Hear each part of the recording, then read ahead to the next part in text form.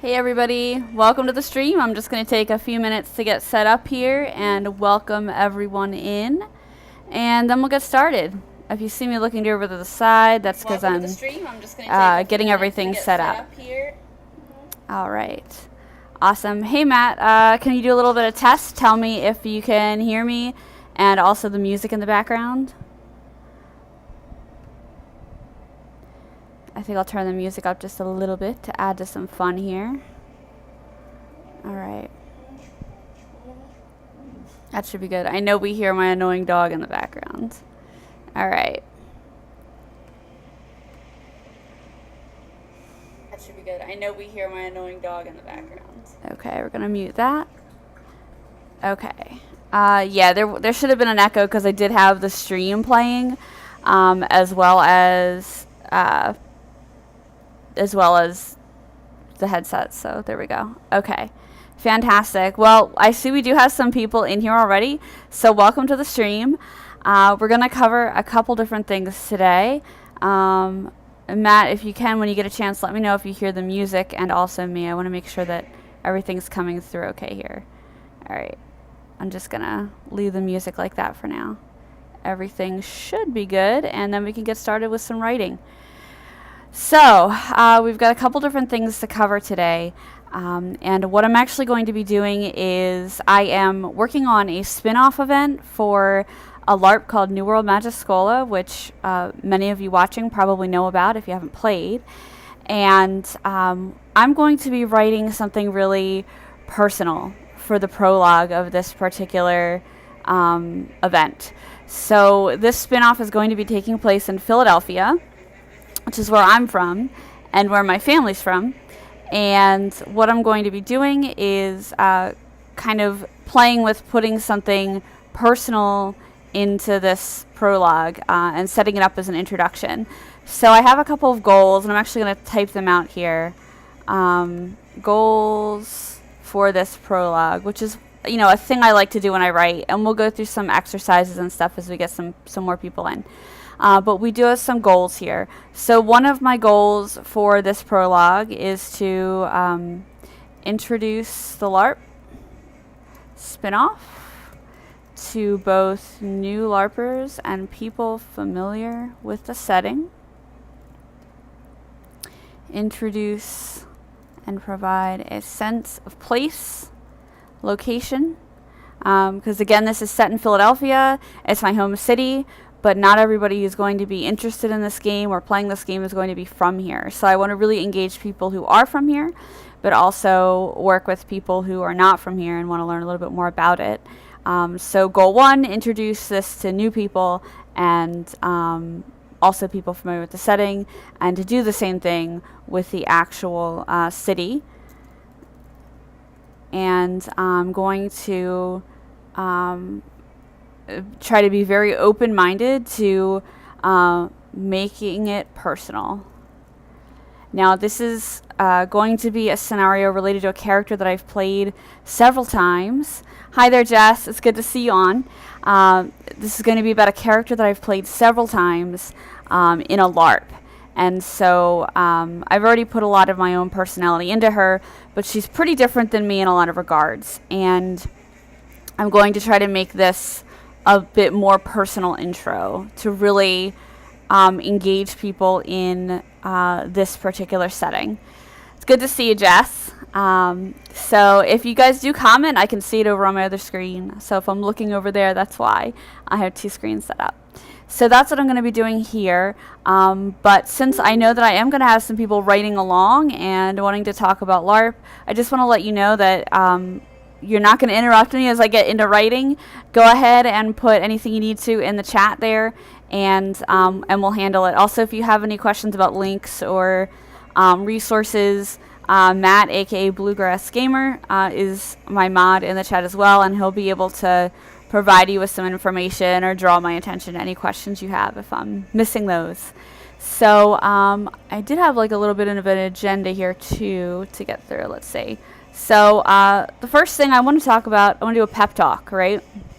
Because I'm probably not the only one that is faced with imposter syndrome when it comes to writing stuff. So this LARP is something I've had a little bit of imposter syndrome over ever since I played this particular game. Hey there, Gothic Fairy.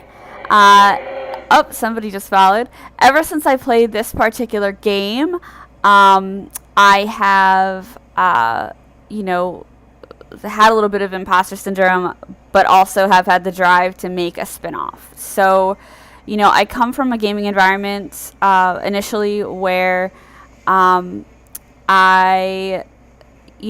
did a lot to contribute to the setting, but I left that environment maybe not, you know, feeling so great about my own abilities as a game designer. So, you know, the imposter syndrome is real, and I've had a lot of encouragement in the LARP communities that I'm in now to go ahead and do stuff. So that's where I am with it. I'm going to turn the music up a little bit here. Hopefully you guys can hear it. But if not, we'll live with that music. That's cool. Okay. So do let me know if you can hear the music.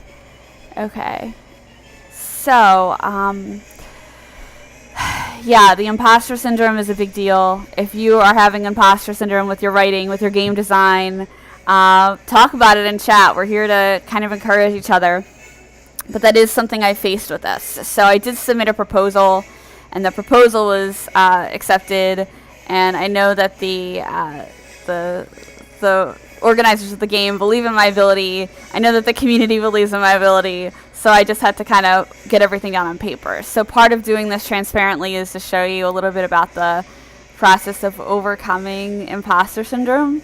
But yeah, if you guys feel that, I getcha.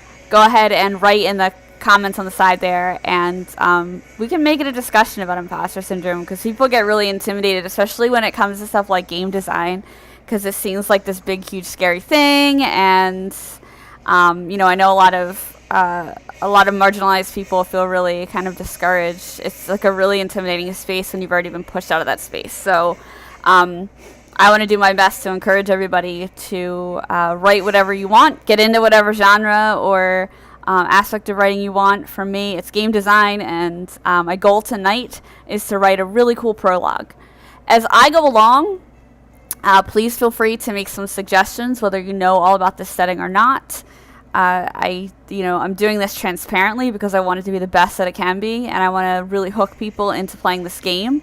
So that's what we're going to do. This is not Pirates of the Caribbean. This music is from the Gladiator soundtrack, but it will go on to play other stuff. I just have it up on Spotify. Okay, so I think that's a command. Nope. There we go. So that's the LARP that I'm writing for, and again, this is going to be a spin-off that is in Philadelphia, so it's an official spin-off. Okay, so I've listed out my goals here. And we've done our little pep talk. If anyone else needs encouragement, again, go ahead and toss that into the side there, and we'll talk about it, because I want to help you out too. And we're going to move into a little bit about plot discussion and putting yourself into the character. Right now, I am actually going to be right back for just a minute. I'm going to go ahead and grab some water, and I'll be right back.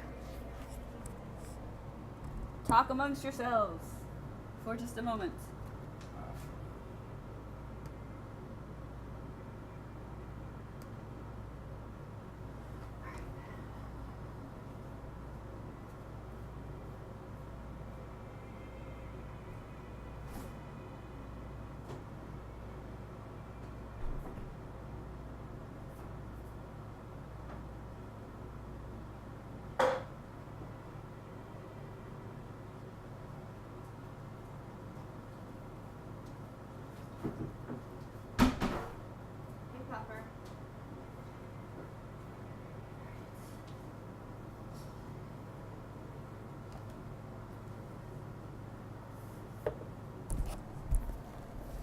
I have returned. Thank you guys for hanging out while I got the water there here.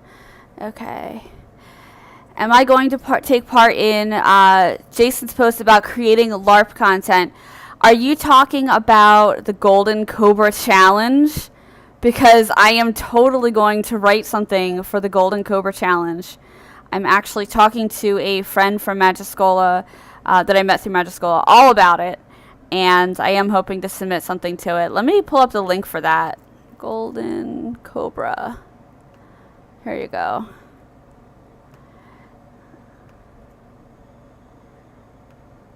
That is a link to the Golden Cobra Challenge, and if you are new to writing LARPs and you want to write something to submit for that challenge, I've heard it's a great way to do it, because you get feedback on your game and the community surrounding it. I know a lot of the people involved, they're really awesome.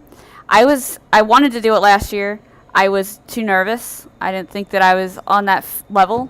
But a lot of the people who have won or participated are like, Tara, you're on that level. So together with a friend, I am submitting one this year. We're going to be doing kind of a nerdy English major type LARP about poetry. So that's kind of what I'm looking at. Is anybody else going to submit to Golden Cobra in the chat? Because I think you should.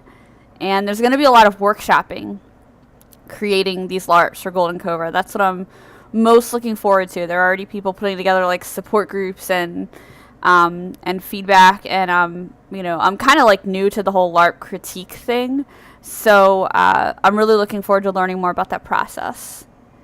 Jess, you totally should, and I will support you and give you feedback and help you along the way. Whatever you need, just let me know.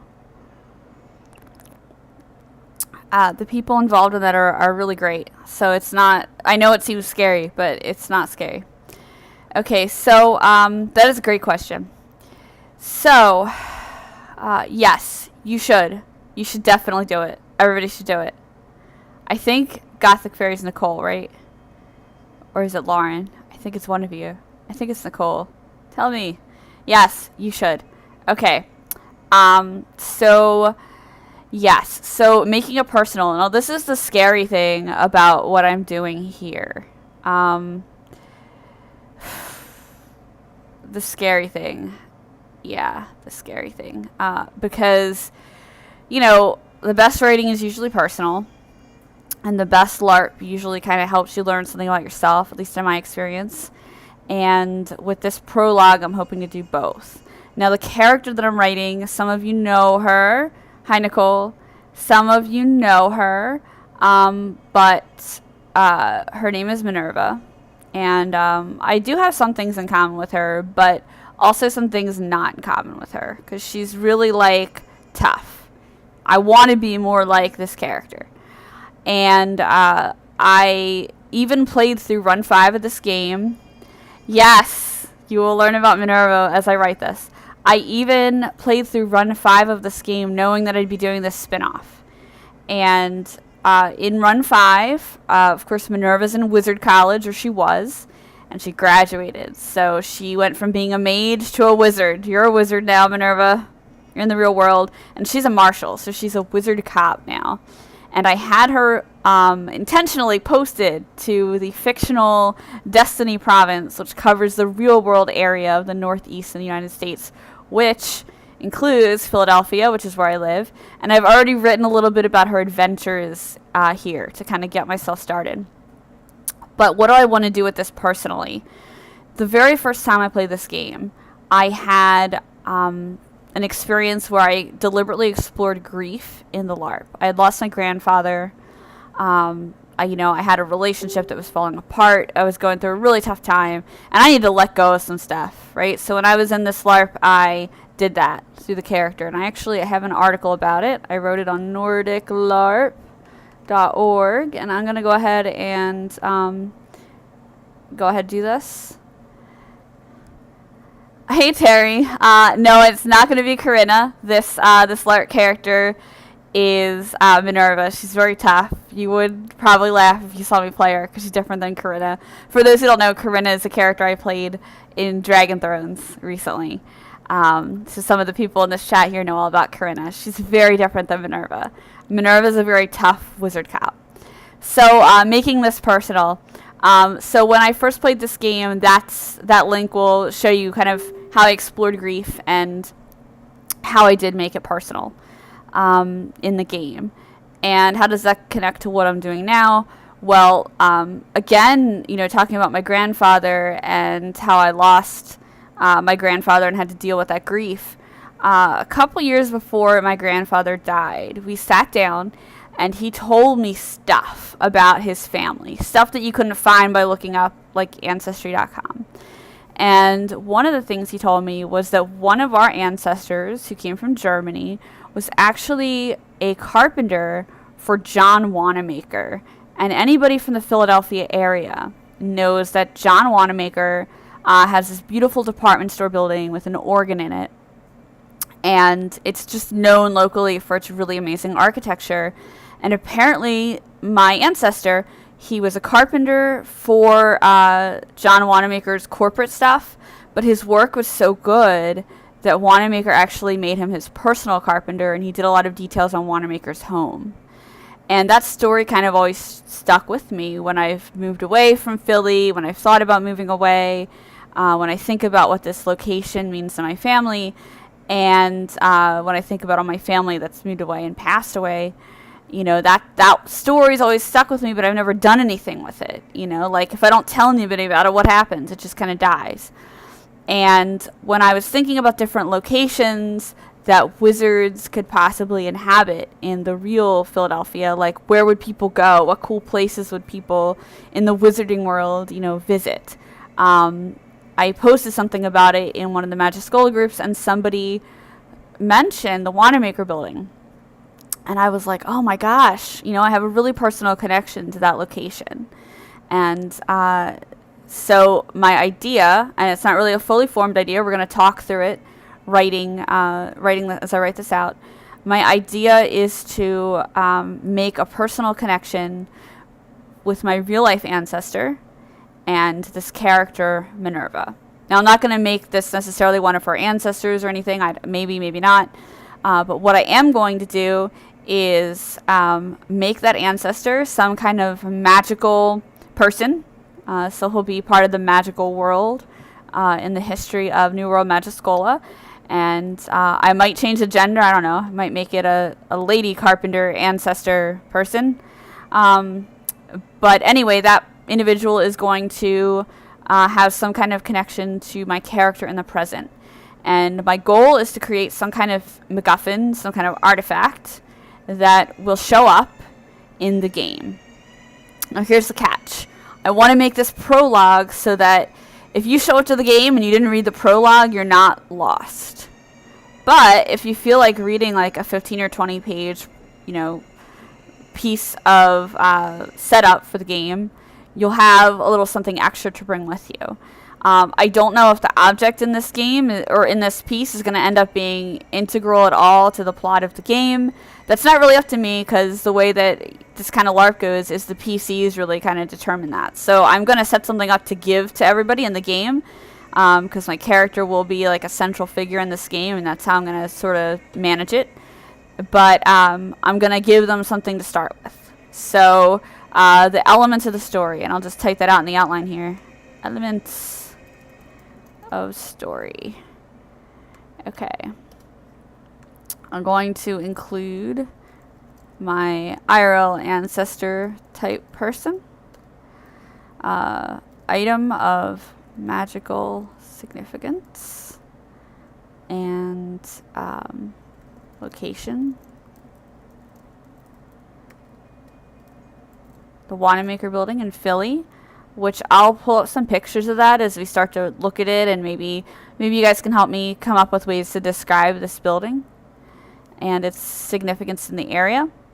And then way for the item to be discovered or given to players in the game in 2017. Hi there, Hope of December. Welcome. Just to fill you in, because I think we have some people in here that haven't been following along just yet. I am writing a prologue for a New World Magiscola spin-off, which is a live-action role-playing game. And, hey, Quark, whoa, that's really dramatic, bursting out of their insides, wow. So I have some goals set up for how I want to set this up for the other people who come in. We talked a little bit about imposter syndrome and how intimidating it can be to, like, I don't know, write a prologue for a spin-off that you're running that's affiliated with a super amazing and kind of famous LARP, for example, or anything else that you might be doing. So, yes, we also talked about the Golden Cobra Challenge. I'm going to paste that link in here again, which if you're at all interested in doing live action role-playing design, this is apparently a very good way to sort of enter that space, and it's very supportive. There are a lot of great people involved with this. So do check that out if you're interested. You don't have to be a LARPer to understand what I'm doing here. Story is story. The elements are all the same. I really believe that even though we have different ways of telling stories, if I were writing a comic book script, a movie script, a play, a story, a LARP, it all really centers around story, and for me, character-driven story. So the elements here are really simple, and the goals are really simple. I don't always think about goals and elements when I'm writing. I probably should. Whoops. It's something I naturally do when I write with other people, which is collaborative, just like role-playing. Sometimes we plan. Sometimes it's heavy planning. Sometimes it's just a little bit of planning, and then the story goes where the story goes. I do write a lot with Matt, who's in the chat here. Sometimes we plan scenes ahead of time. Sometimes we just write them. Sometimes we plan out like 8 sessions of writing. Sometimes we're like, what do you want to write today? So, I don't know. Collaboratively, that's how it rolls. Thank you very much to whoever just followed. Unfortunately, I can't see it. My notifications aren't showing up for some reason, but I appreciate it. Alright, so before we get writing, if anybody has anything else they want to ask or anything else that they need help with their writing, go ahead and throw that into the chat. Like I said, I'm going to look at the chat as I write. Don't feel bad about interrupting. If I miss anything in chat, Matt will just message me and kind of put the question in my private messages, so that's fine too. So just throw anything you need in chat, and we'll go ahead and address those things.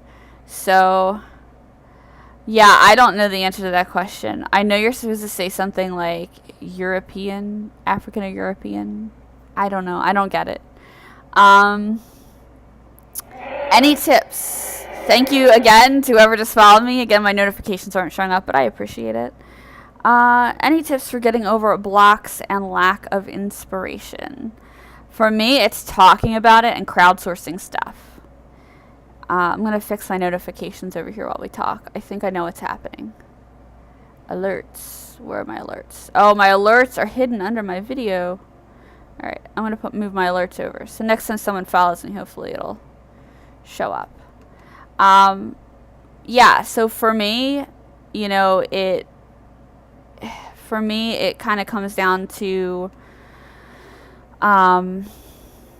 talking about it with other people, really nerding out about the topic with other people. Oh no. Sorry, Jess. I don't know how to enable you to post links, but if you send me a private message with the link that you want, I'll go ahead and post it. Sorry about that. I love you. I know you're not trying to spam. Oh no. Yeah, since we get a lot of spammers, especially in IRL channel, that happens. Yes. World building idea. Lay it on me. What do you have? World building is fun. World building is scary and can be intimidating. One thing that another LARPer suggested to me is doing world building and character connections in a wiki format. And since, hi there, Wheats, nice to see you. And since I already actually have a freelance assignment to do in wiki format, I have to relearn all the shortcuts and stuff. But I figured I might try actually building some characters in like a private wiki, and that way it's easier to connect them to each other because wiki's just sort of done that way. So I might do world building in there too. For New World Magiscola for this project, I don't really have to do that. There is a New World Magiscola wiki that Erica maintains, which is super awesome. And once I'm done with my prep materials for it, I'll probably put all that in there so that it has a place to live. I don't want to be super lore heavy with this, because it's really intimidating to new players when they come in and you're like, here's like 80 pages of lore that we've already written about this that can't be changed. And that's not where we want to take the game.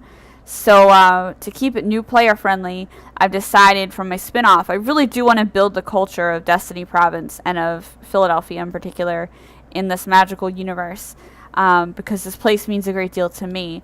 But I'm going to try to do that mostly through these stories to give people like more of a feeling and a setting and a sense, instead of giving them like lore and figures and a lot of history. So I will probably have some kind of more historically oriented piece, because I want to tie the history of the city into the setting. But I don't want it to be like this huge part of overwhelming game lore that keeps people away from the game. That's not fun. I want it to be something to draw people into the game and to have them want to try it for the first time. Okay, let's see. Hi Lauren, good to see you. Okay, world building idea. You know how a world history is divided into time periods? Yes.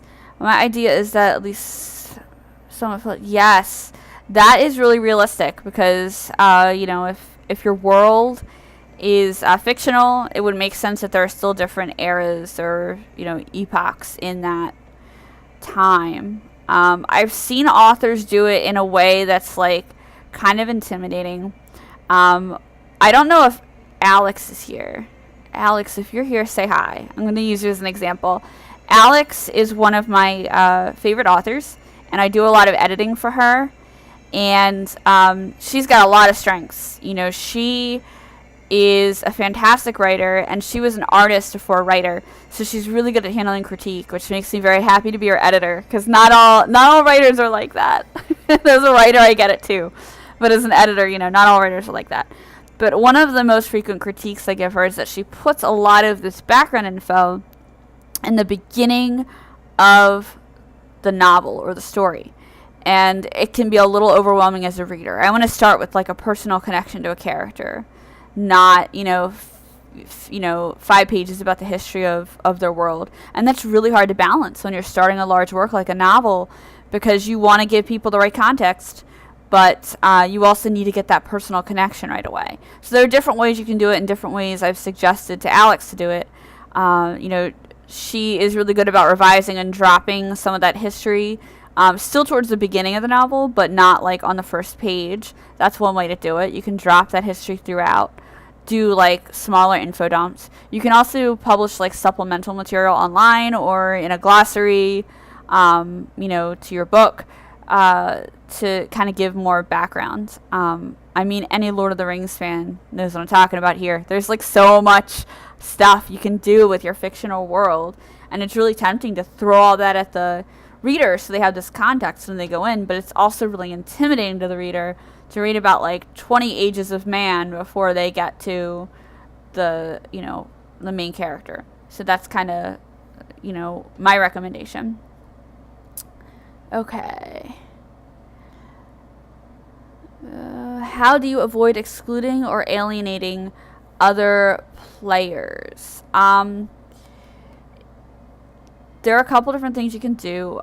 For this particular LARP, that is a huge deal, because New World Magic School is all about inclusive gaming and including people.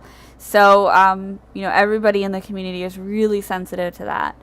And, with my spin-off, I'm taking the approach of making it personal, doing like a personal connection with people here, and putting things into the story in particular that they can relate to and that they can learn about easily, not providing them with like 20 pages of history of the magical aspects of Philadelphia, which I'm not gonna lie, it's super tempting, because I've been thinking about this for like a year. What would this magical world look like in my city and in the history of the city and in the context of that? Whoa, the music got like really intense there. Appropriately intense, because that's totally how it feels. What would that look like? And it's really hard to leave out those details, but I don't want to overwhelm new people. I don't want to add all this lore that like it's just going to be more of a burden or stifle other people's creativity. So I'm trying to keep it personal, and that's one way that you can avoid alienating people. You can say, here's a story that you can find something to grab onto. You know, in terms of LARP, the LARP itself, you know, there are a lot of other elements. And again, I'm going to direct you over to New World Magic School's website to read about like their code of conduct and stuff like that. Because the short answer is read how they do it, how they include people. That's a really good start. But in design, you know, in terms of design, I like how they do it. You know, there are other things that I've done in different games. I'm working on another game about, it's totally my own thing. It's about the American Revolution. Again, also inspired by coming from Philadelphia. And you have to go the extra mile to include people. Because, like, as a woman, if somebody came to me and was like, hey, I made this super cool LARP about the American Revolution. Do you want to play? I'd be like, am I allowed to have an opinion? Because I can't freaking vote. You know, like, obviously, there are a lot of people, most people were treated pretty crappy in that era. So, unless you're, like, a rich white dude, like, why would you want to play in that LARP? So, you know, I had to alter it a little bit without doing alternative history. I wanted to do, I want to keep it pretty historical, but make for some allowances so that anybody could play it and hold a position of power and import in the game. And that has to be made so expressly clear in all of the game materials. And as soon as it has a website and I have that up there, you know, that's going to be the thing. The other thing I'm doing with that is I actually have a cultural sensitivity editor on my team. I don't know if Raquel is in here, but if she is on my team, and she is going to be intentionally very critical of anything I write, especially concerning people of color in that era. I am white. I'm going to miss stuff.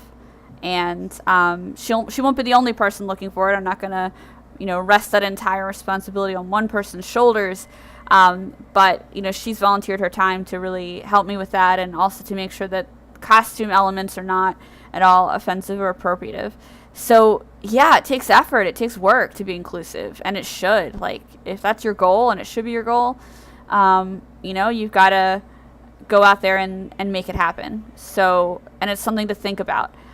In terms of game design or story creation, which really are very related, you need to think about that before you write the game. So I have about a third of my design document written for the American Revolution LARP, and that third is the code of conduct and safety policies, because that's the most important part. That frames the entire, you know, basis for people participating in this game. Did it mean I had to change things and make some stuff not historically accurate in a game that I want to be based on history? Yeah.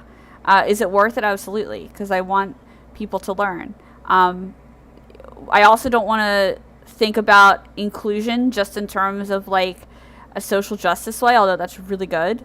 You have to also think about including people, like, for example, I would love for someone from Europe to come and play that LARP. I would love to get somebody, wouldn't it be cool to have someone from England come and like provide their perspective on my LARP about the American Revolution? That would be amazing. Like, I'm sure that tiny paragraph in the history of the British Empire reads very differently than the education I received at a prep school in Philadelphia, at the school where George Washington's son went, where the American Revolution was a huge part of my context for what it means to be American, and for what it means to have freedom. So to have another perspective on a game like that would be so cool. And so I want to include people who might be privileged but just live in another place. I also want to mention, don't forget to think about accessibility when you're writing this stuff. You know, when you're talking about the actions that people can do in a LARP, think about who can do that and be really straightforward with it. If you're making a bot for combat game and you know that combat is a huge part of the game and it's essential, and that people who have disabilities or physical limitations are not going to be able to do it, please just say so. I would rather know that and make the decision about whether I could go to the game as somebody with a chronic illness than just kind of show up and realize, oh, so my non-combat role really can't do much here. Like, just be honest. You don't have to make every game 100% inclusive, and there are going to be people who disagree with me on that. But, you know, like you have a right to design a combat-heavy Boffer game that is only PvP, if that is what you want to do. But please be upfront about it so that people know whether or not the game is for them, and that'll make everybody happier in the long run. And when I see stuff like that, I actually think, wow, that game might not be for me, but it really kind of creates an image in my mind of who might enjoy playing that game. So when they ask for recommendations, I'm like, hey, this game isn't for me, but you should totally check out this new game. So it can really help you out by defining your limitations in your genre. Okay. I'm going to find the clip that Jess is trying to post. I think what I might be able to do is make her a mod. I'll give her power. Bam! Jess, you're a moderator. I think you might be able to post links now. I'm not sure. Oh, she sent me the link. I'll just go ahead and I'll post it in here. Jess also now has the ban hammer. She's able to ban people. I was just telling her yesterday. She's one of those people who's like a protective friend. So if somebody was mean to me, she'd probably murder them and stuff. Yeah. Now she has the power to do that in chat. Okay. All right. So, okay. don't go banning people like crazy. All right. So, I've got my goals for the story. I've got the elements of the story. I don't have a title for the story. When I'm writing a blog post or a novel or anything, I never come up with a title first. I'm bad at titles. I do that last. I've titled my document NWM LARP Prologue Philly. I do that last. Not sure whether I should make 6 or 9 time periods fleshed out. What I would recommend is starting with an outline, Quark. You know, I would go ahead and add some like notable events in there that define each era, and then go from there. And then you can play with whether or not you want to divide them out more heavily or not. You can also think about how eras in the real world are divided up. Another really cool thing might be to look over at the SCA's website, because they actually delineate different eras and time periods really well, since you're allowed to have a persona in a certain time period. The way that they do it's pretty cool. Also, look, I'm really partial to dinosaurs, if you couldn't tell by like all my different themes and stuff. If you look at the different I think there are different eras, and then they're like divided into like epochs and sub-epochs. It's been a while. But yeah, if you look at how that's done, even without the context of like human history events, that can really help. So think about how to divide it up. I'm also going to give you guys some tools here. Let me grab some links. I've been using this amazing tool. I've been going through I've been like on this productivity binge because I have a full-time job that deals with content, and then I'm writing LARPs, and it's what I do for fun. Yes, LARP with dinosaurs. There has been a dinosaur in Magic School, by the way. Okay, I'm going to give you some resources. First resource, Airtable. Airtable is hard to explain. It's like Excel, only better. It's really fast. It doesn't bog down your computer. It's online. You can share it. It's way better than a Google Sheet. It's free, and you can sort things easier. So I'm not like a math person, right? I'm not a math person. I'm terrible at it. But the way that Airtable works, you can actually, I wish I could show you an example, but it's got the personal contact information of all my writers in there, so I can't show you. But you can like sort it. So like I listed out all these conventions that I want to go to, and you can sort it very easily by state.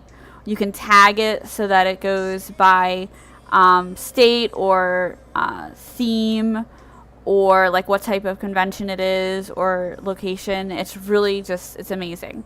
So it's a good way to track ideas. And since we're talking about these different eras that you're looking to do in your world building, I was thinking of Airtable as a way to do that because they have different templates. I think they have a timeline template that'll actually help you do that.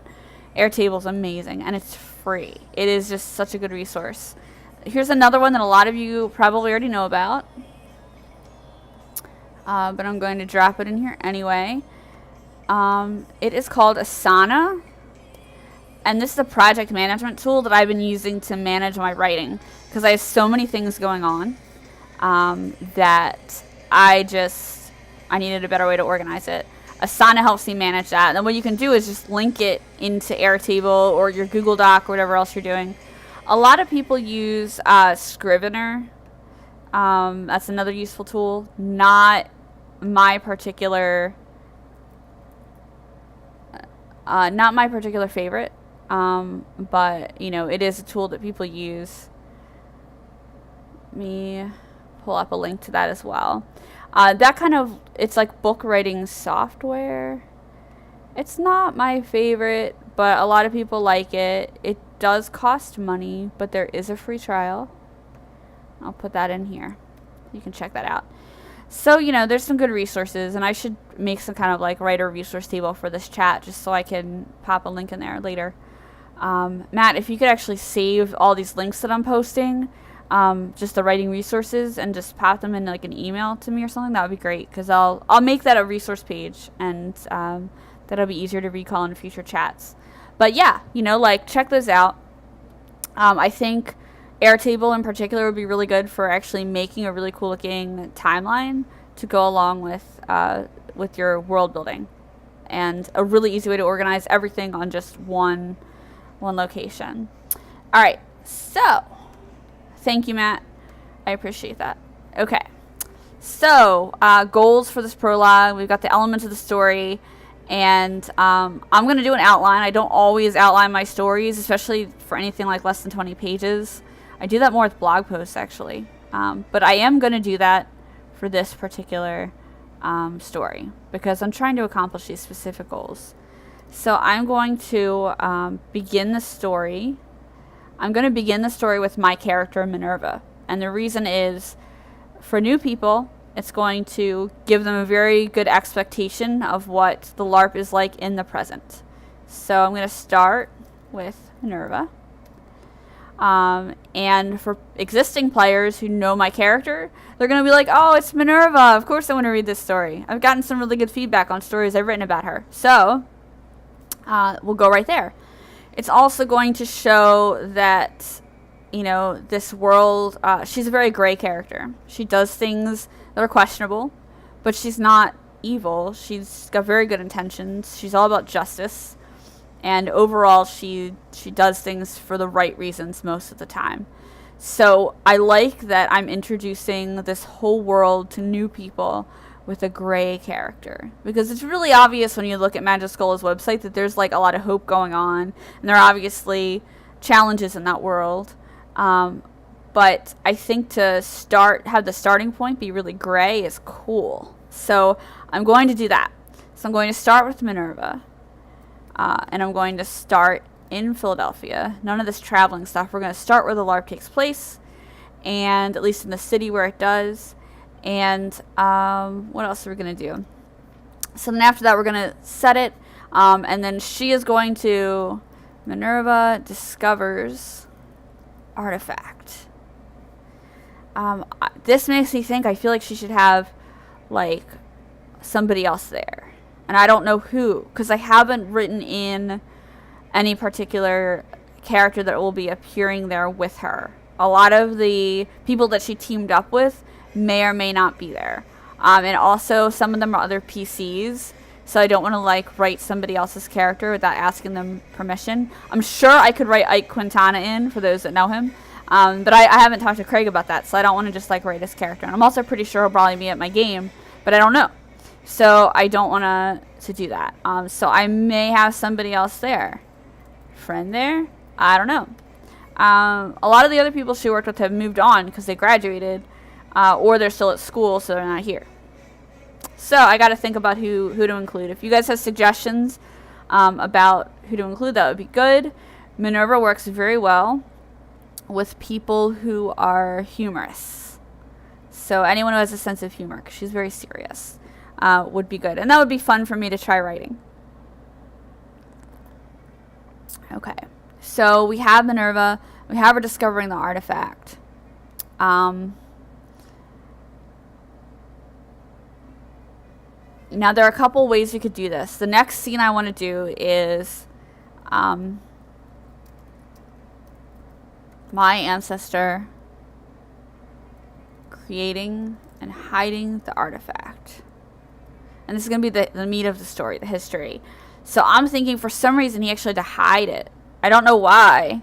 And I just thought that would be kind of cool. Like, he's a carpenter. He's, you know, I'm going to say an artificier, which is, they're the people who make cool stuff in the magical world of New World Magischola. So I'm going to say he's one of them, but he, that manifests as being a very gifted carpenter, maybe even in the mundane world. Yes, characters from Magischola. It doesn't have to be a real existing character. It could be somebody, just a type of person you would find in that world. So, yeah, I'm thinking they make magical things, but they are currently in the mundane world, having real life interactions with real people in that era. I also need to pick a time period. I think this is a few generations back. I don't know when the Wanamaker building was built. Time to do some research. And I'm going to pull this tab over so you guys can see what I'm looking up once I pull this up here. So, we need to pick a time period. All right. Come on, tab. Go over to this other computer.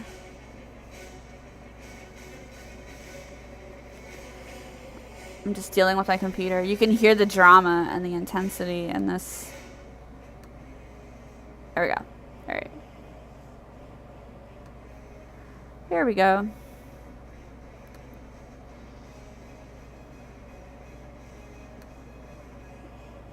All right. So I'm going to bring up I'm doing some research here, which is, of course, always a really important part of writing, especially if you're doing historical related LARP stuff. So this is the building that we're talking about in the event. And this is a real life building. What's cool is it tells me how big it is, how big the building is and everything. It's got a pipe organ in there, which is cool. The president at the time dedicated the building. But the key information I'm looking for here, it was completed in 1911. Okay, so let's set this in 1910 with the building still under construction. I'll put this up here. Okay. Let's see what was happening in 1910.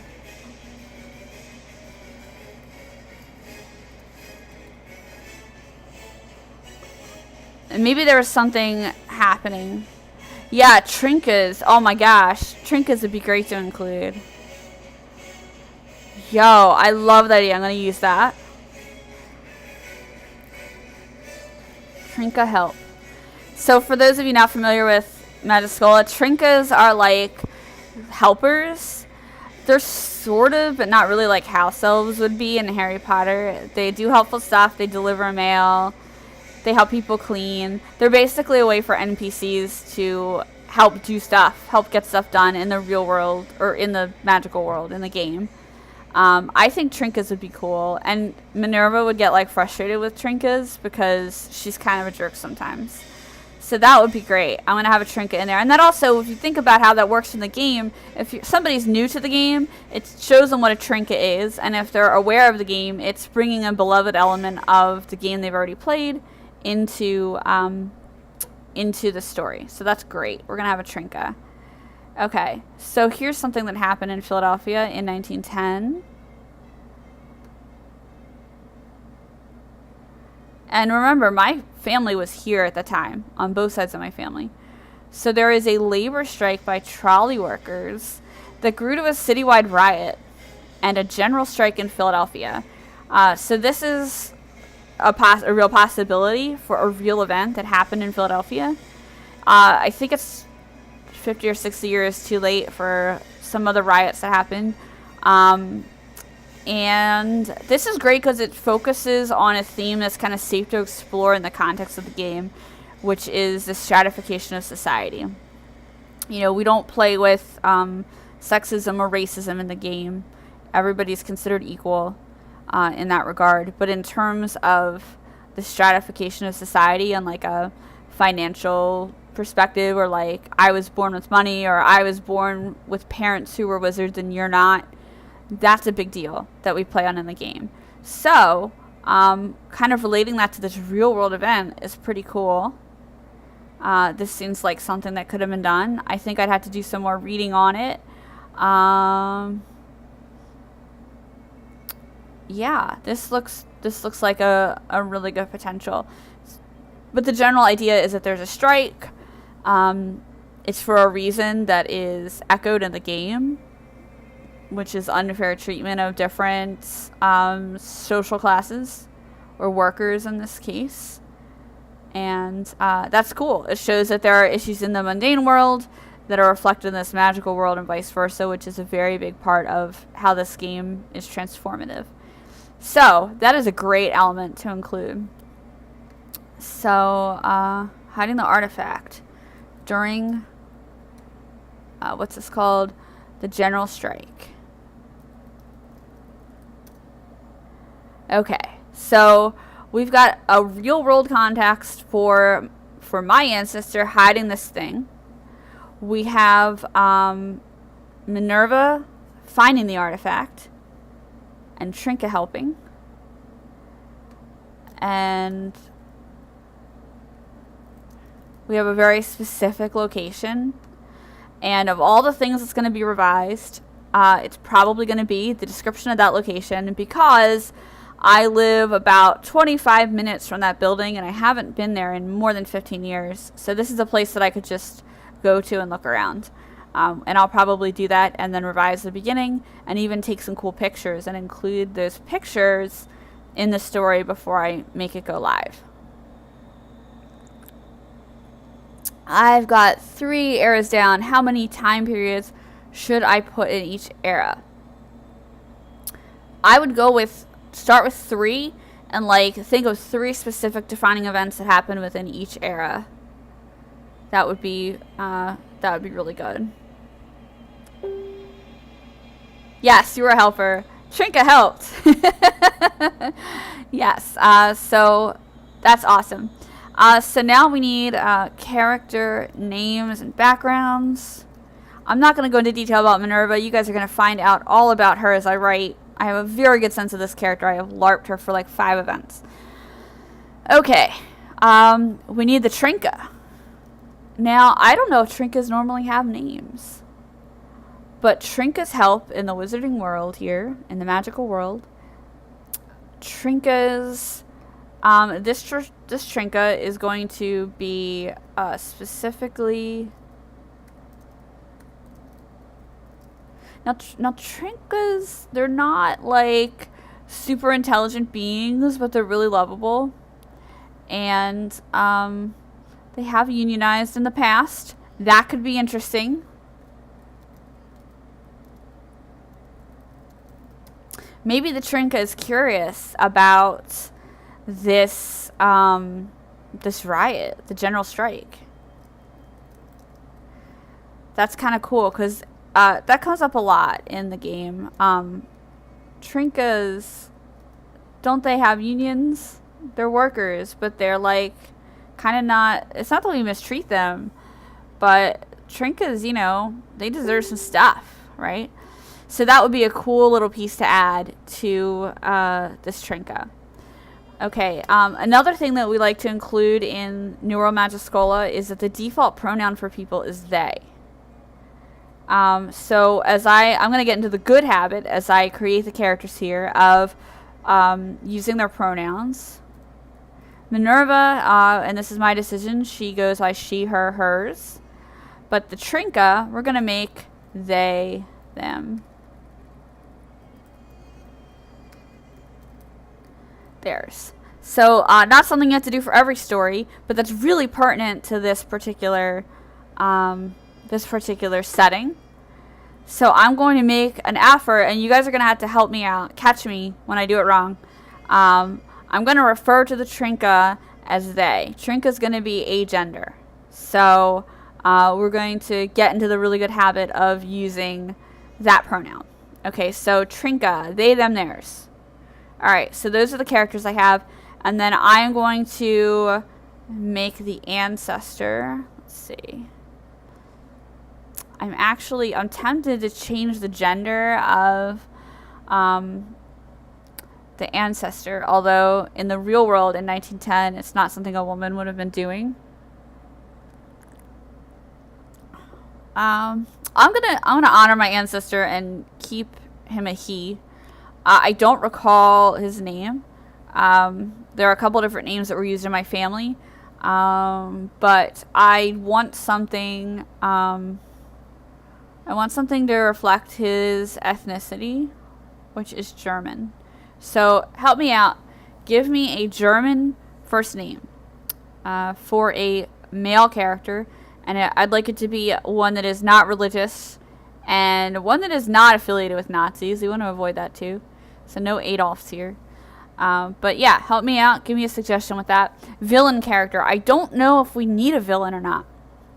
I think the villain is the general chaos of this situation. Heinz. That's a good suggestion. I want to avoid it only because it actually has a connection to a real family from this area.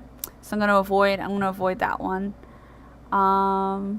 But yes, that's otherwise a good suggestion.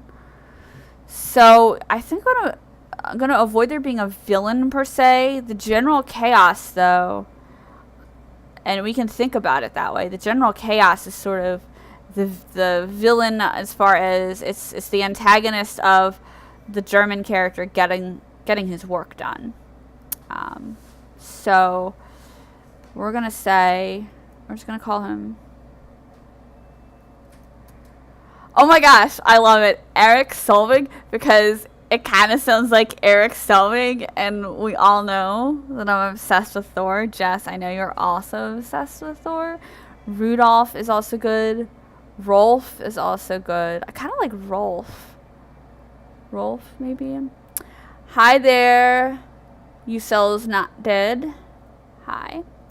Welcome to the stream. We are just plotting out the story that I'm going to write. And I'm looking for suggestions for a German man. Erik Solvig. Okay, I'm going to take different suggestions. Rudolph kind of reminded me of Rolf. Is that how you spell this name? Let me check. I don't know very much about German names. I don't want to jinx it, but I'm so excited that we haven't had a lot of trolls. Sorry. Get your Van Hammer ready, mods. Okay, Rolf is a male given name and surname and originates from the Germanic name Hrolf, itself a contraction of Hrodwulf, Rudolph. So it is related to the name Rudolph. A conjunction of the stern words Hrod, renown, and Wolf, which means wolf. The Old Norse cognate is Hrolfr. Cool. Alright. Odin, what are you getting into, bud? Hang on, my dog is eating stuff. He's bad. Odie. Dude, where are you getting paper from? Odin. Hey. Drop it. No. You're eating stuff off of Tina's desk? Come here, dog. You are so bad. Odie.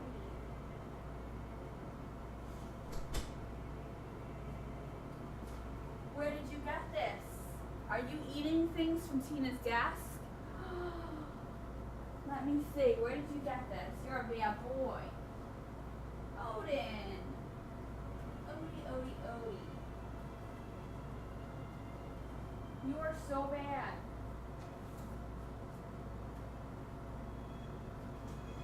Odie. Look at you. You're a bad dog. No. Sorry about that, everyone. My dog is bad. Hey, thank you for following me, whoever just followed me. I appreciate that. Okay, awesome.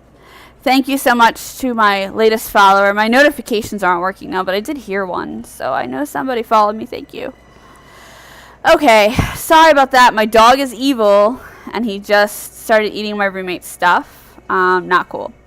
Alright, where were we? We were deciding a name for this German guy, this German-American fellow. His name, who represents one of my ancestors, his name is Rolf, and I'll take the last name Solvig. Is that too Scandinavian, or does that work? I love that reference, by the way. I totally got the reference. I freaking love Erik Selvig from the Thor movies. It's Swedish. I want it to be German. I could just use the real one, the real surname. I might do that. He does just want attention. Tennekins. Let me try that. Let me look that up. See what I find.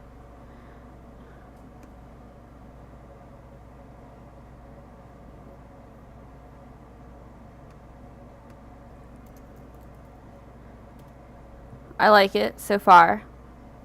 I'm just checking it out. I didn't get anything with that surname. It gave me Jenkins as a surname. My dog just wants attention. He really does. My dog he's terrible. Whoops. I'm trying to move this over so I'm not constantly looking away. You guys look at chat. He does want attention. He's terrible. You want the periods to be pretty spread out from each other. No closer than 300 years to each other. I mean, that depends on the scope of your timeline. That's good. Go for it. Odin, what are you doing? You're being good. Okay. Now he's laying. He loves e-paper. He's just laying down there now. Okay.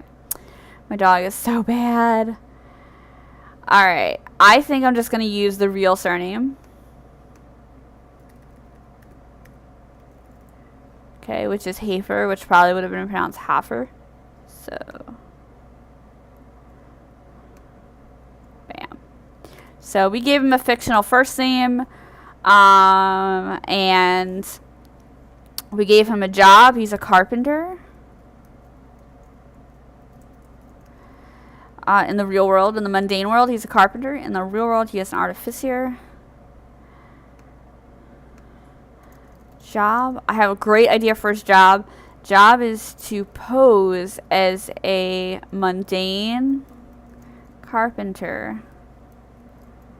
As a means of carpenter. Enforcing. Odin is Loki in dog form. He's evil. He's really bad. He is misnamed. As a means of adding magical protection to the city of Philadelphia. So, in other words, I'm going to say this guy, so he's really a wizard, right? And in Magiscola, the mundane world, the real world here, does not know about wizards, for the most part. So, this guy he wants to protect the city from whatever general dark forces or whatever.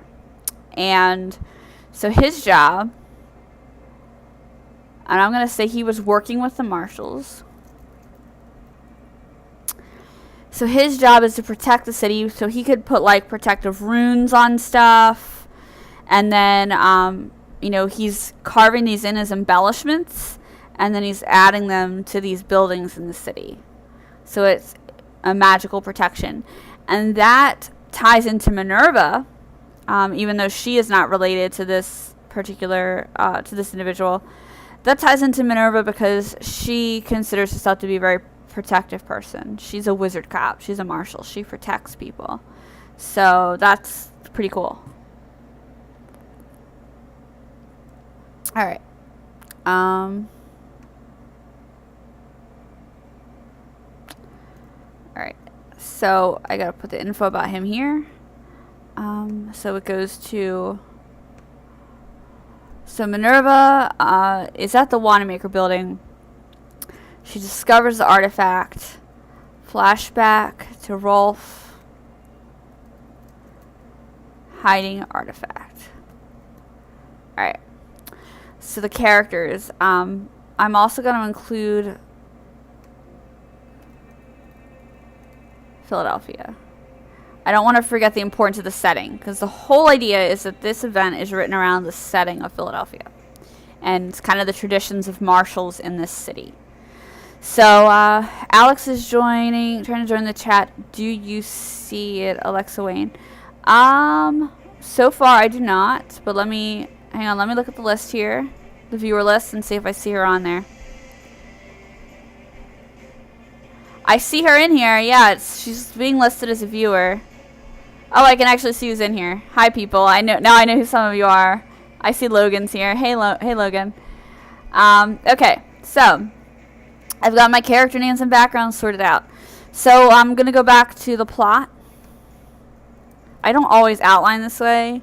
We're gonna pretend I do, because these are some really good habits I'm laying down. But this is not how I always work. Okay, so Rolf is hiding the artifact. In the context. And the general strike.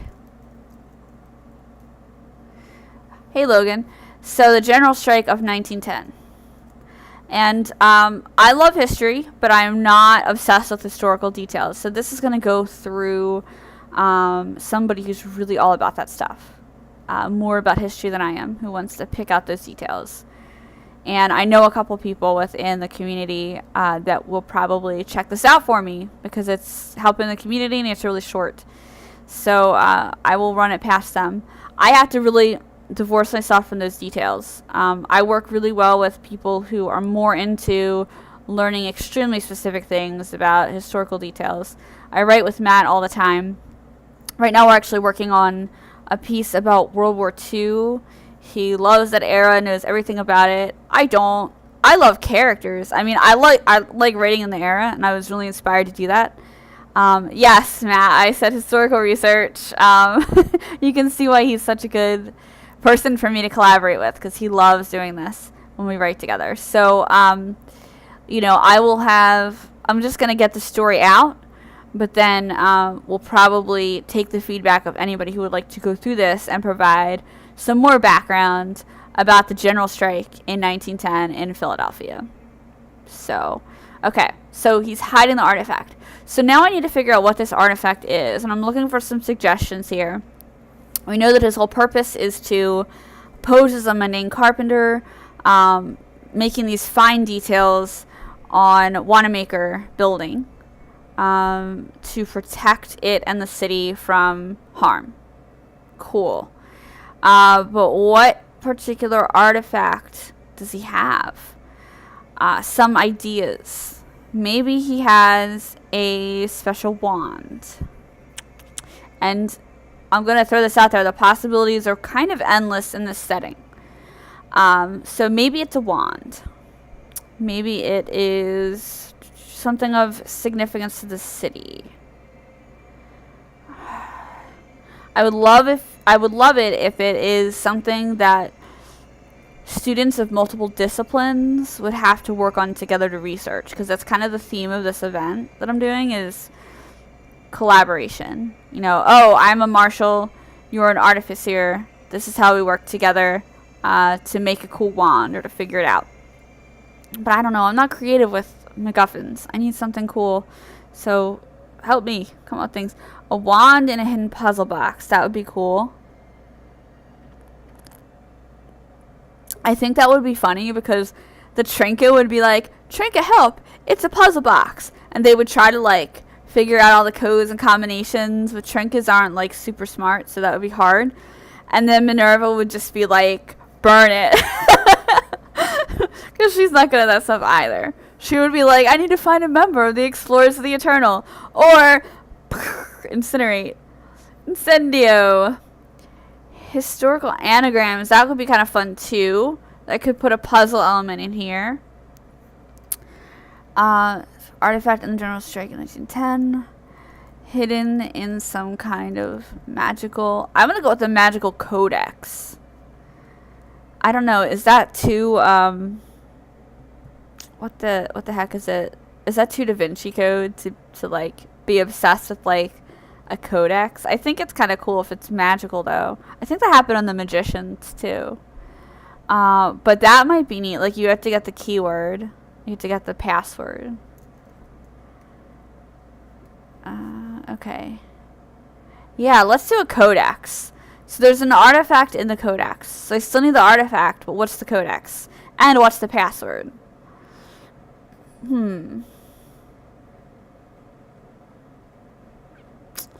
What is the password? The password... And why would Minerva know the password?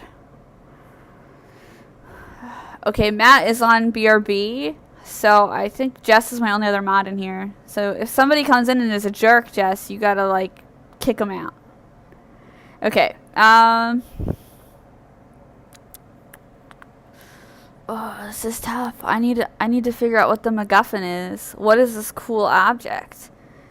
Let's go back and when I get stuck with these things, I go back to like the goals. Okay, so introduce people with a setting, provide a sense of place, and make it personal. Awesome, thank you, Jess. Elements of the story.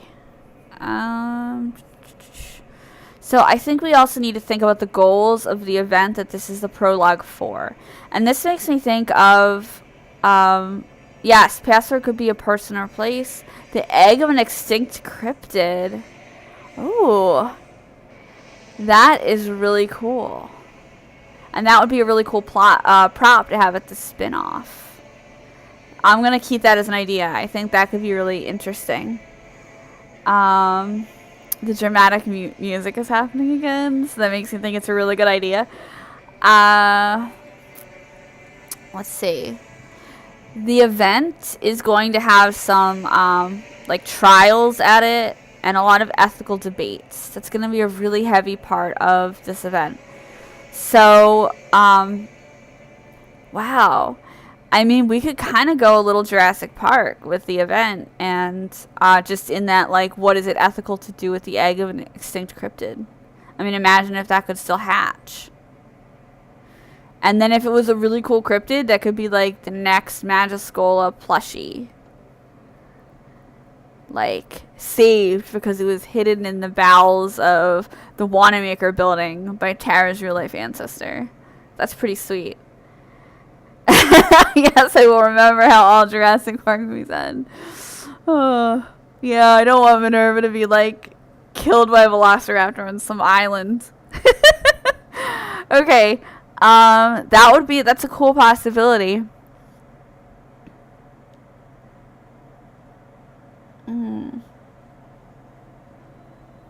Password revealed in the flashback. I love it. I love it. Password mentioned here. How does Minerva find the password? Maybe Minerva's actually, she's looking for the object. She's looking for this thing. Right? Looking for an object. One of the time periods in Middle Era will definitely be either 1917 or 1999. There'll be one or the other due to the restrictions. I would go with 1917, but I just think that's because so many cool things, well, so many big things were happening around the world in that time period. 1917 is neat. If you look at all the things that were going on in Eurasia, especially during that time, it's like every country had one or more conflicts going on. That would be pretty neat. Could also look at National Treasure type movie. That's true. I don't see Minerva as like an Indiana Jones type. I really see her more as like a really not obvious, I'm here, hand over whatever shit you're holding on to. It would be, you know what? I want the object to be tied into the history, the real life history of the city. And National Treasure kind of triggered that thought. So it doesn't have to be the Declaration of Independence or anything like that. But something cool. Something that I once held which in real life, which was really neat. My father is a Odin. Where are you? What are you doing? Okay. He's being good. I thought he wasn't. My father is a real estate agent, and he actually was able to borrow, and I took this into school, and it was the coolest thing. It was the original key to William Penn's home. And he was, I think, the first governor of Pennsylvania. He's the guy on top of City Hall, the statue, Billy Penn. And I held that key. Maybe a key would be pretty cool. Yes, your cat does not cause trouble. Whatever. I'm hungry and I never made food. That was a poor life choice.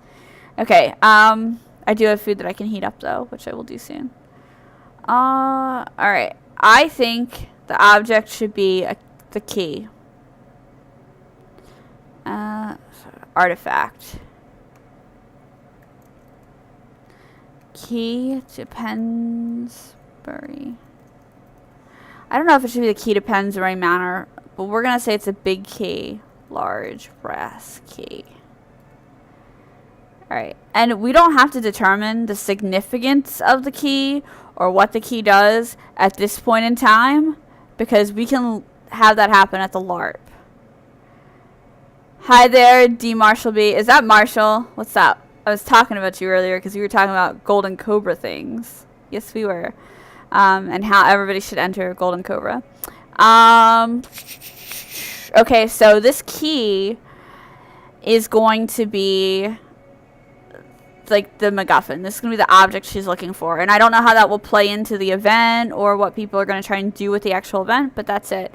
To give a rundown for Marshall and anybody else new who joined, and Jess, I see you have a comment. I'm going to get to that in a second, too. I am writing a prologue for the New World Magiscola spinoff, which is a official spinoff LARP that is happening in Philadelphia on March 3rd. It's sort of been officially announced, but not in a huge way. And I have some goals for it. I am going to put some real-life personal connections in there, and I'm also going to involve my character, Minerva.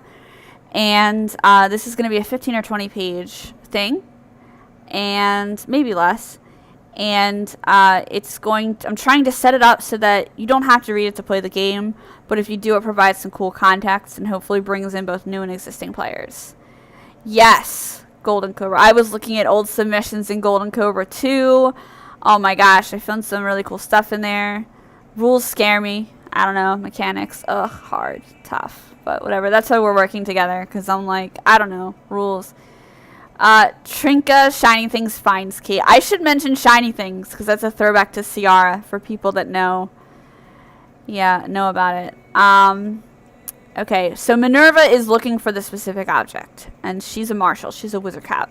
She's looking for the specific object. She's in a specific location. Trinka helps her find the object. It's actually not the full object. She finds the codex first. I can type, really. Okay. Then we flash back to Rolf, which is my real-life renamed ancestor, hiding this artifact during the general strike in 1910 in Philadelphia. And it is hidden in some kind of magical codex. And we had the great idea of mentioning the password here. So I'm going to go back to what Jess said. What if it's hidden in things from her family's history, like a well-worn book, her ancestor cherished, or a pocket watch with a name scribbled on the back? That would be cool too, especially because with Minerva, with this particular character. Oh, I like it. I like it a lot. And this is connecting me to the character a little bit more, because the character in the past in this is based on my real life ancestor. So a little more about Minerva for people who don't know about the character. She actually met her, she knows her father, but her father appeared as a major NPC in the game in Run 5. And for any of you who know Peter, he was the one who actually role-played her dad. And he's a professional actor, and he's just phenomenal. And he had to play this disapproving father. And through the game, they resolved their differences, and he ended up going off into a very difficult, dangerous situation. But it was like a huge part of my character's story. So she's been thinking about her family and her heritage a little bit more. Her last name is actually Hennigan, which is an Irish name, and that's another big part of my real life heritage. I suspect that the person who wrote the character, knowing I would play her, may have done that on purpose. Anyway, she is interested in that stuff too. So I think Jess's suggestion is really good, with a tie-in to her real family as well. Minerva's from a different province, but I think it could be doable. Like, to give her a real personal reason for tracking down this object can also help. And we know that this character is going to be at the event, so that's even cooler. She's looking for an object. She discovers the codex. I like the idea of it being a codex still, but I think with a family connection too. Alright, so I'm going to make Rolf's I'm actually just going to make Rolf's last name. He can be like me. He's kind of German, but, you know, also Irish. So we're going to make that connection. There's a children's series called 39 Clues by Vesper Hunt, where family items hold clues in case of research or more ideas. That's great. What if the codex is on a page shoved between pages in a journal? It is also a fantastic idea. She could already have the journal. Maybe she has the journal. Her father sent her the journal. I love it. Okay. An object. She carries a journal that her dad sent her. Okay. This has an illustration of the codex and the password on it. You see where I'm going with this. This freaking codex could be a prop in the game. Not just the key, but the codex. We could reuse the codex in the game. I don't know how I'll make a codex or find one, but maybe they already have one. I don't know. Okay. Okay. So we've got the codex. She's got the password already, which is very Indiana Jones and the Last Crusade, right? When Indy gets his dad's diary, and there maybe are like some pages missing, but he's got some info. I feel like this is a similar kind of thing, and she's got this. Minerva has this sense of legacy about being a marshal that very much comes from her relationship to her father, and she embraces her job. She loves it. She's not one of those people that was like pressured to be in a specific role that didn't like it. You know, her dad was like, you'll be a marshal, and she was like, damn straight. So that's really cool. I like that. That really enhances like a relationship that I've already developed in the game. Yes, I like it. Okay, so she carries the journal that her dad sent her. It has an illustration of the codex and the password in the journal. Okay. She finds the thing that she's looking for, and then we flash back to Rolf hiding the artifact. So now we have a lot of context for this by the time we see Rolf with the artifact. I love it. Very cool. Then we have the general strike, which ties into some kind of snarky comment that Trinka is going to make, because Trinkas and labor unions, obviously. And that's what we have. So that's how she discovers the object. Now we need to determine the significance of this object. So it's a key that is in a codex. What does the key do? What if it's some kind of trinket that is triggered by her? You're like, Terry, you're like reading my mind. A trinket that's triggered by her blood, like a watch that a drop of blood that falls on the pocket watch and triggers a flashback of the best scenes of her ancestor's life. Ooh, I love that, you know. And in the world of New World Magiscola, that's entirely possible. That really goes along with magic and all the different things you can do with it. Minerva is also a mind mage, not in the happy sense that my other character Selena is, but she has been getting into mind breaking. I like that. So, okay, so Minerva and Trinka take the key and the codex back to her.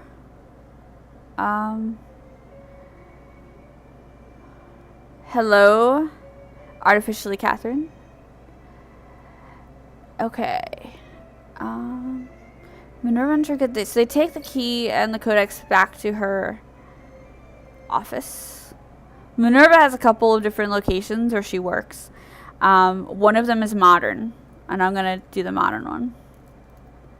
Modern office. And that has a view of City Hall, actually. And it's a very modern kind of penthouse style thing. That's where her office is. She's got another location, but it's all the way up in New York. And it is with the famous, it's on the famous estate of the New York Bellwethers. But she mostly keeps very secret stuff there. Things that aren't officially part of her jobs. Okay.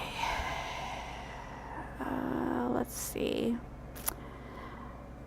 I like the blood thing, because Minerva's kind of badass. So she's the kind of person that would take her wand and just do a spell and bleed on this key to unravel whatever it is. Okay. Sends Trinka away.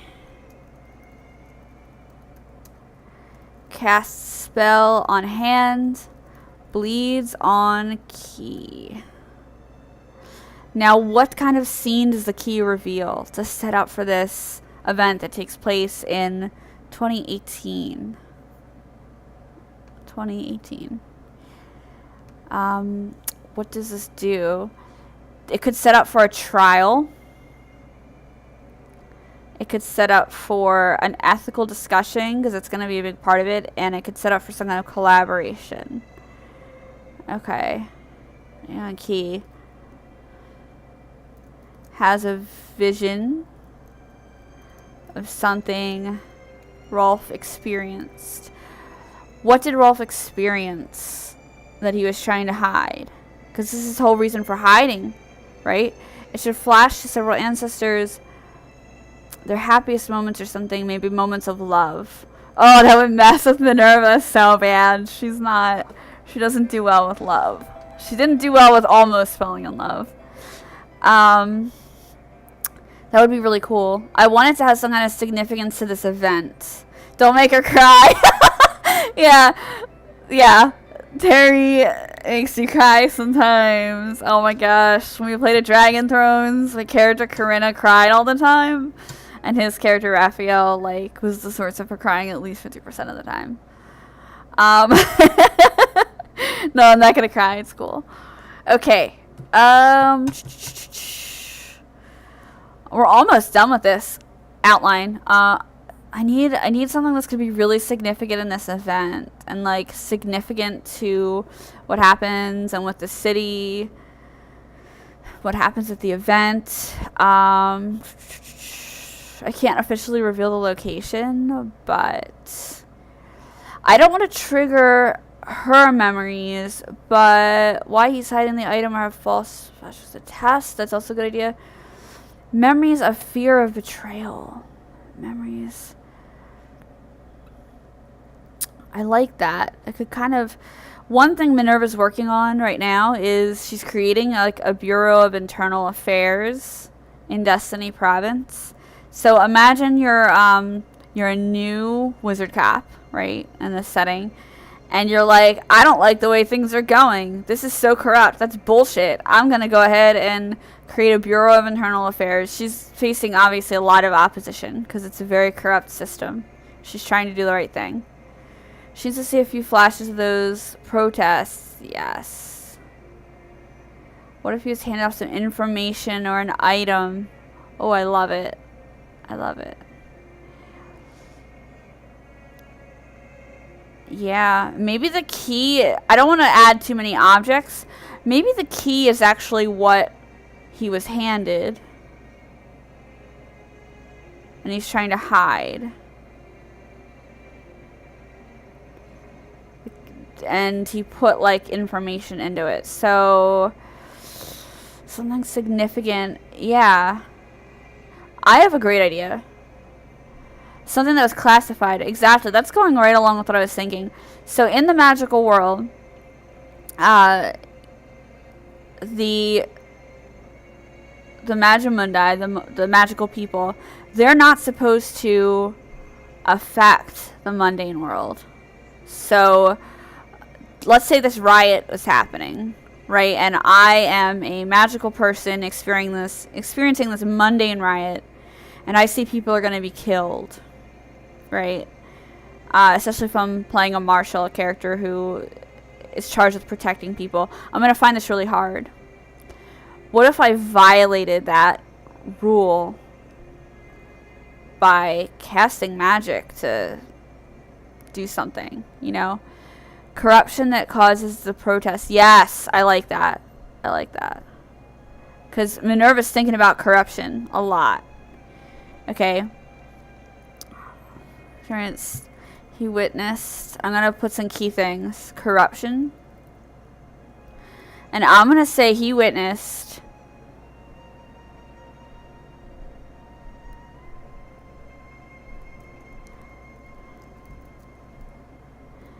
mages.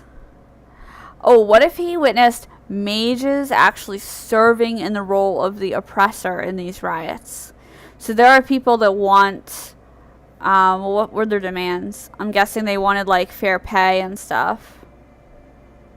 Yeah, they wanted things that unions were created to ensure. So, mages working as the oppressors in this mundane situation. That's a great idea. So, for whatever reason, there were mages profiting in the mundane world who were working as the oppressors in this mundane situation. So they're totally violating the rules of their society. And Rolf observed this. So first we'll see maybe some kind of paperwork about this, or a clandestine meeting. So he's got a meeting, right? He sees a meeting. He observes something he shouldn't. And then he sees these mages profiting in the mundane world. And they were oppressing mundanes. They were being real jerks. And they were working against unions.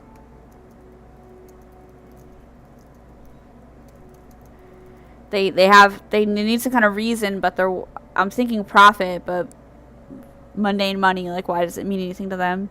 I don't know, I'll have to work on that, but they were working against the mundane unions for a reason, and Rolf saw this, and so now he's in trouble. Puts his knowledge in journal and into key. Puts knowledge, let's see. He puts his knowledge, puts his memories into the key and hides it. And then the journal leads Minerva to the key. I like it. So, here's the setup for this, right? I need to figure out a reason why these mages would want to negatively affect the mundane world in this way. That said, what if these mages were still actively operating in 2018? And so that's a tie into the event. They could also be affiliated with other organizations that have been revealed as like bad people in the game setting. Yeah, like an Illuminati. I mean, there is the Infinite, what the heck were they called? Infinite Gaze in Run 5, and they kind of had like, they struck me as sort of being like that, but I think this would go a little deeper into it, right? let's just go a little deeper into it. Using it as cover. Yeah, money or power, but why would they want mundane stuff? Maybe they're exploiting mundane workers. They're exploiting mundane workers.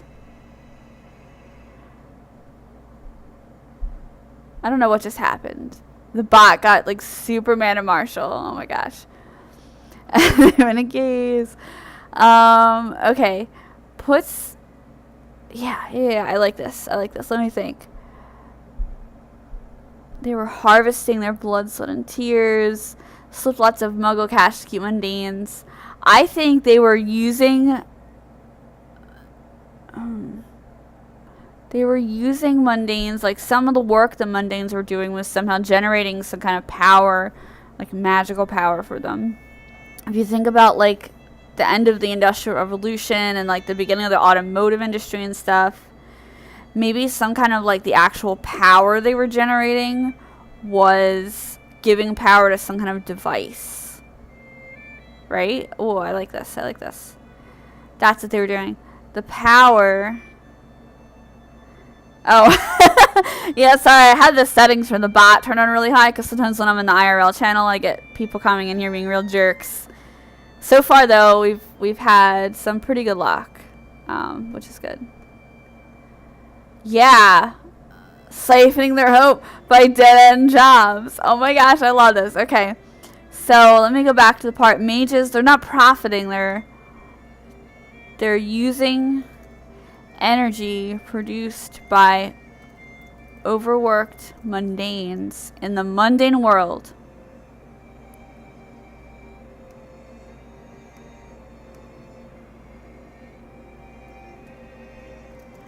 Worked as the oppressors in this mundane situation, i.e. working against mundane unions, breaking Magimundi law. I love it. Okay. That's fantastic. So, they're making some kind of freaking, like, device or machine to do awful stuff.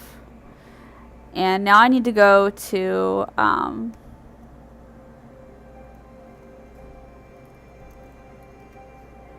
need to go to the Magic School Wiki because I want to look up some information about, yes, factories and the machines in transit. That's exactly what I'm thinking. Like, they're tied into the progress of the mundane, so they're taking advantage of it. Okay, you can tell I've looked up my houses. Dubai and Avea. What were mundane dead-end jobs? I mean, geez, any kind of industrial job, it doesn't have to be a dead-end job as much as like a freaking soulless job that you're overworked at. And since there weren't labor laws. Alright, I'm gonna look up Jack Slager.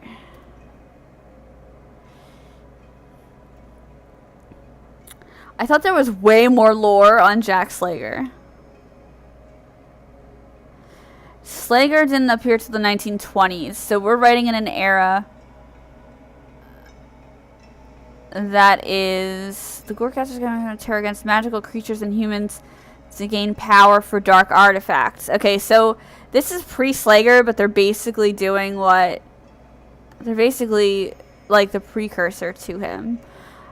I feel like there was more information on him than this. During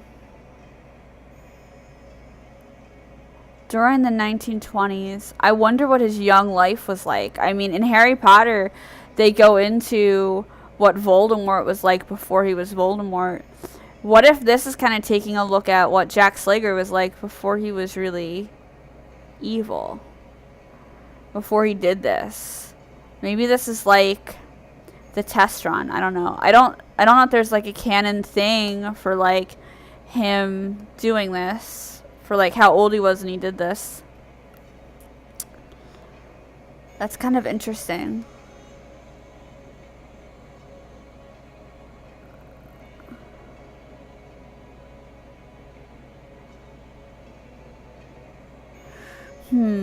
Maybe it's like Horcruxes, but not actually Horcruxes.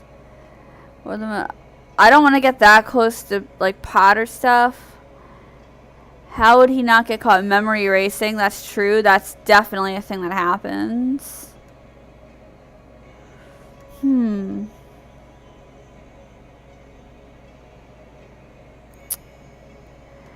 we don't know. I mean, there's nothing canon in the lore about how old Slager was when he first started doing this. It just said 1920s.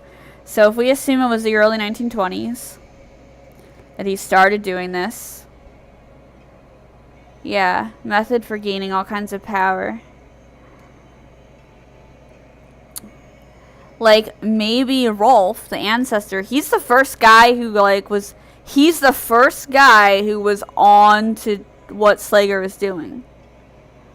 Memory manipulation to have him getting around with his villain personality.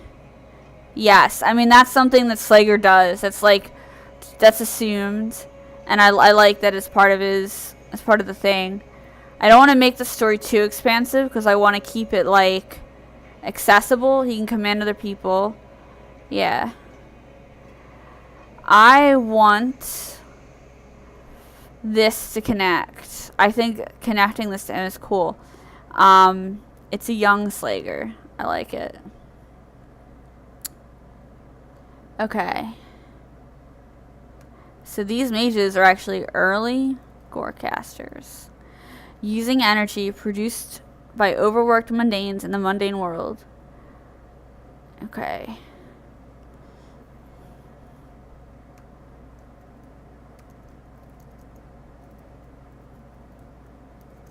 So these aren't gorecasters and Jack Slager being like out and about like, we're out here, we're gonna take over everything, rah, terrorize everyone.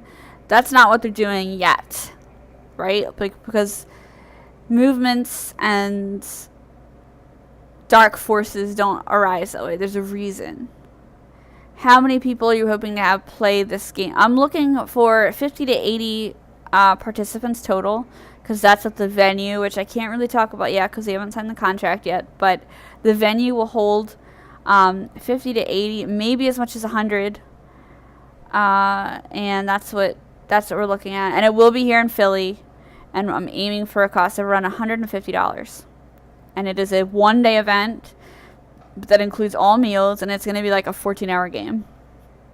So it will only be one day, but it'll be in a super fancy location. It'll have 2 rooms. One of them is going to be in a library, and the library is, it looks like something that's in a castle. It has 2 secret passageways, and then there's also like a Bavarian pub where we'll be taking our meals with a full kitchen. It's a really amazing space, and it comes with like a fair size room that could be used as like an NPC headquarters. I'm really excited about it. It's going to be great. March 3rd. Again, you know, we still have to sign the contracts and everything, but it's been okayed by Mari and Ben, so yes. I love this plot. So we have Minerva in Philadelphia at the Wanamaker building. She's looking for an object. She's carrying a journal that her dad sent to her. So Indiana Jones, I love it. This has an illustration of the codex and the password in the journal. So, you know, the reader is wondering, well, what is this? What's she going to find?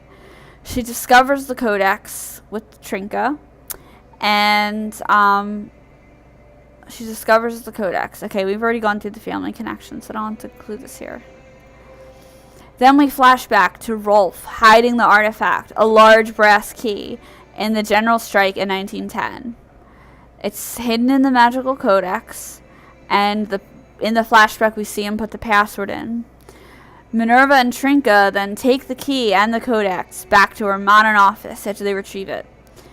Minerva sends the Trinka away, and she casts a spell on her hand. She bleeds on the key, and then she has visions. She has a series of visions.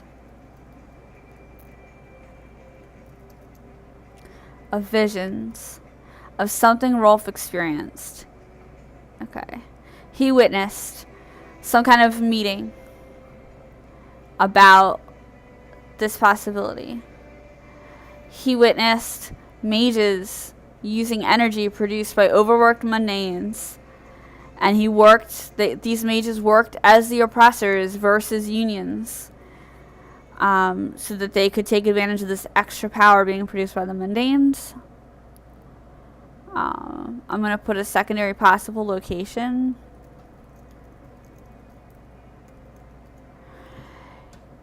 Then he puts his memory into the key and he hides it. Okay. I love it. I think this is a good setup. What we don't figure out, what I don't want to reveal until the end, is that these are the precursors to the Gorecasters. So it's not going to be clear that these are like pre-Gorecasters until the end, if I can avoid it. Revelation, Young, Jack Slager, Gorecasters. Let me see. The other thing would be to set it in the 1920. Labor riots.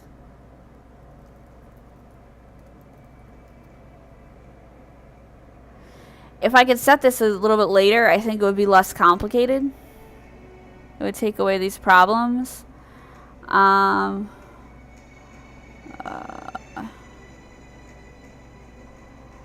There was a race riot, but I can't really do race stuff. I'm looking for labor related stuff. So it looks like there was the riot in 1910, and then after that, the next strike was related to race, which I don't want to touch. It was a transit strike.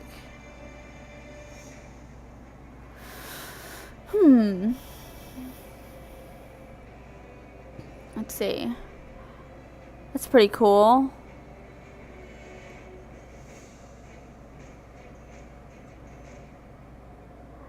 That's worth checking out. If I go with this riot, here's an actual article about the riot I could include in there.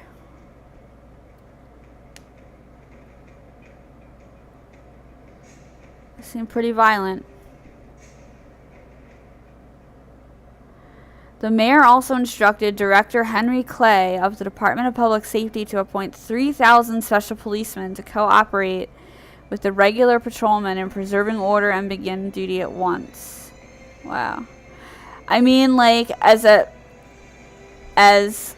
basically a wizard cop herself, Minerva reading that would have a lot of mixed feelings. I don't know if I want to get into that too much, because again, that touches on some issues today, but what if the key is the only way to stop those machines? Yes! I love it! What if the key is the only way to stop those machines that were draining the mundane energy?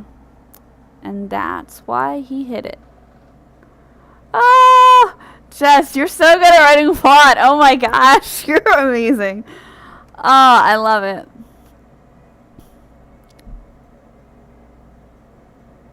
Alright. I'm having like a timeline issue with these 10-year... Oh, timelines, duh. In Magischola, Tempest magic is a thing. You can go back and forth in time.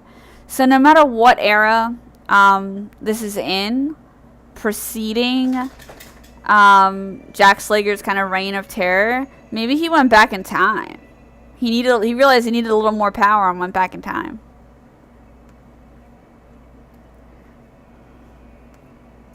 No, Odin, stop eating paper.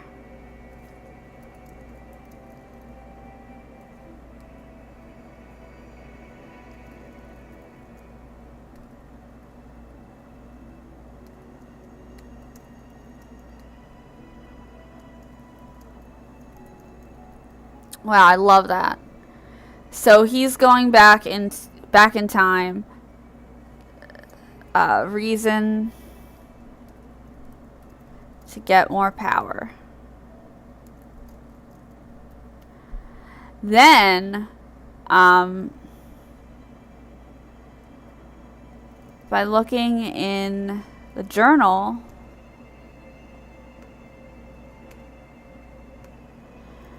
Minerva comes to understand that the key can stop these machines in any era. Here's the quandary. it's totally illegal to go back in time. It's like the would you go back in time and kill Hitler kind of thing. I think there's like a temporal prime directive where wizards can't go back in time and kill stuff. Otherwise, she would just go back in time and kill him already. Because he's terrible.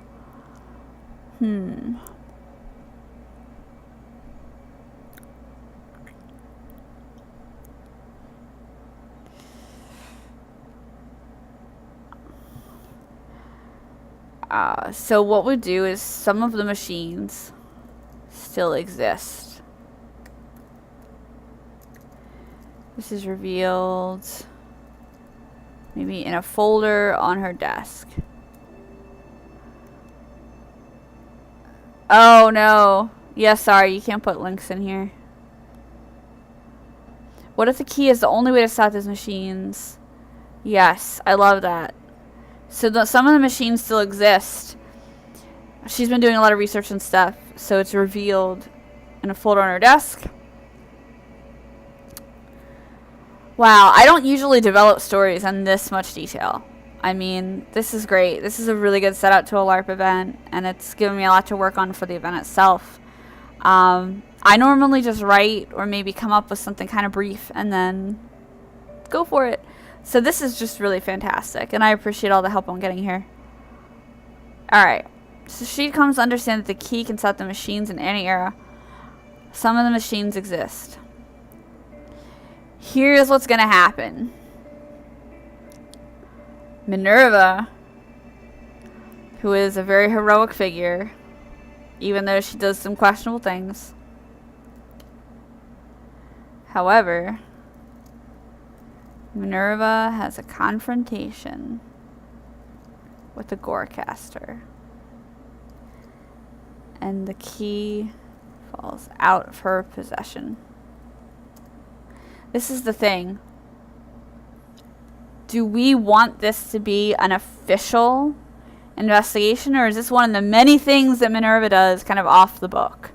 Because she does a lot that is, you know, not necessarily on the record. I'm sorry about that. If you private message me the link, I can post it in there in the chat. I have the security turned up really high so that people can't post links, because what happens is, especially in the IRL channel here or in creative, people will come in and spam porn links and stuff, and that's not good. So I'm sorry about that. But if you private message it to me here, I can post it. What if part of it is a personal matter? That would be awesome. How else can I make it more personal? The more personal I can make it, the better.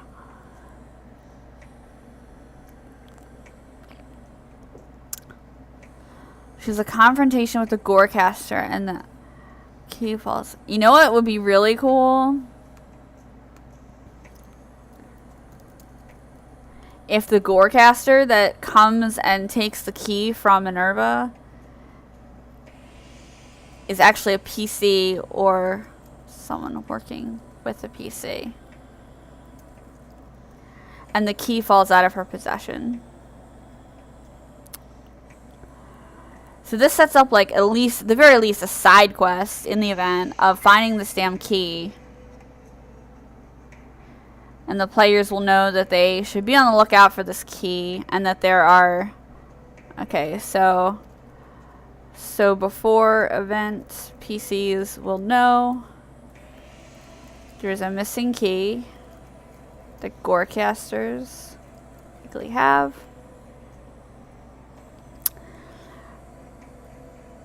And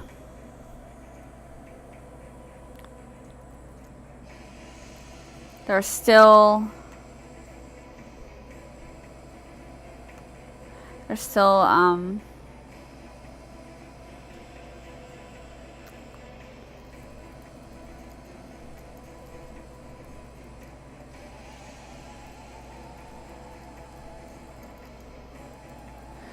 and the Gorecasters are still actively using magical machinery to exploit the labor of the mundanes. The key shuts off these machines.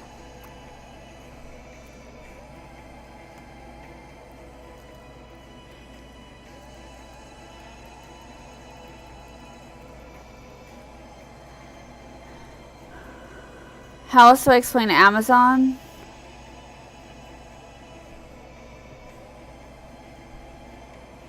What are they, like an evil company that Gorecasters are exploiting people through? It's possible.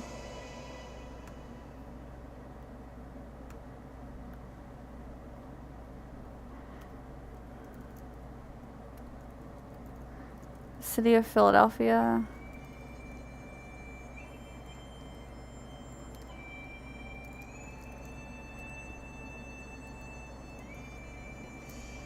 I'm just abbreviating because I can't reveal the location of the event quite yet. Have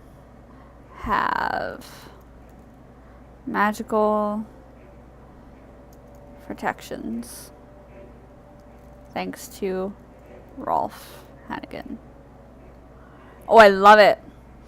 So the building that they're in could even have some magical protections thanks to Minerva's ancestor.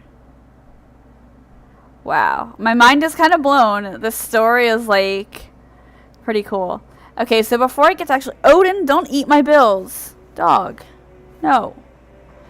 Before I get to writing, thinking out loud, I don't know exactly what you want. What if Minerva's forced to give the key back or throw it away? Yeah, one thing I'm thinking is, what if they came in and, like, Trinka, her, like, assistant Trinka, was held hostage, or somebody was held hostage, or her family was threatened, or her school, her alma mater was threatened, until she had to give up the key, or the school. Oh, just sent me a link.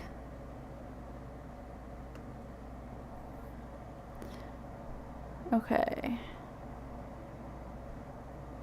I'm opening this link. Oh my gosh, that is cool. That key is awesome. It's huge. 30-inch long key. That is really sweet.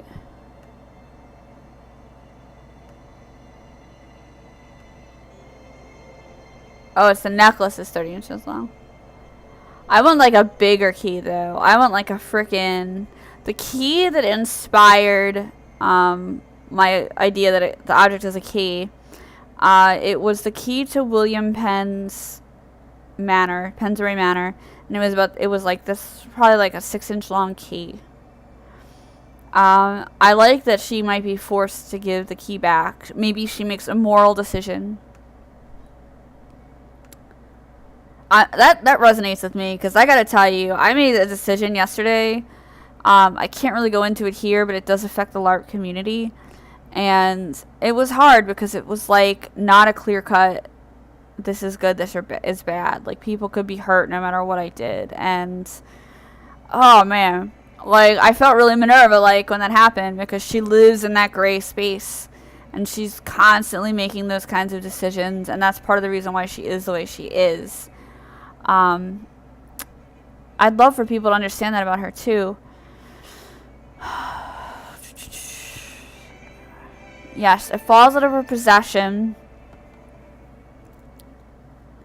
She had to make this choice, or some ill fate would come to someone she cared. I honestly feel like if somebody was like, hey Minerva, give me the key or your father dies, she would be like, he's a marshal, he made that choice. Like I think she would just, I think she'd rather have someone die than... But if they were like, I'm gonna nuke your entire school if you don't give up that key. That's a toughie. Plus, like, you have to think I damsel whoever I would potentially kill. I don't want to do that to the Trinka. Trinkas have hard enough lives, man. I don't want to do it to Trinka. She sure likes a lot of people. Who? Oh, Lauren sent me a message on Facebook. I'm over there. Oh, another key. That is awesome. Wow, you guys are on it with the keys. I love it. Oh my gosh. I'm going to post a link to this over on Facebook again because some people might miss it.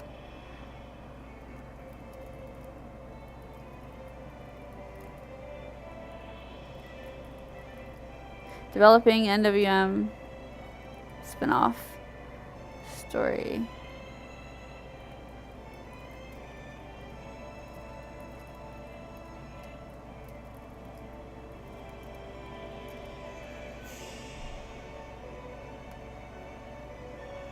Alright. Those are all great keys. A lot of people sent me key suggestions. I love it. I don't know if I want to give her a pet. That's complicated because they're hard to represent in the game.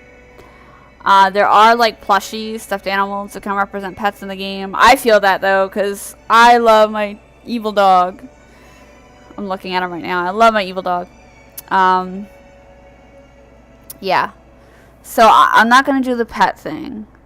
And trinkets aren't pets, to be clear, but they're not like totally, I don't know if they're not equal, but they're not like, they're kind of like house elves in this world. Or they brought some of the machinery to school and they dialed it up all the way and just handed it over to the other Gorecasters starting to blow everyone up. But the Gorecasters would blow everyone up anyway because they're dicks. So I don't think she'd give in to that kind of demand.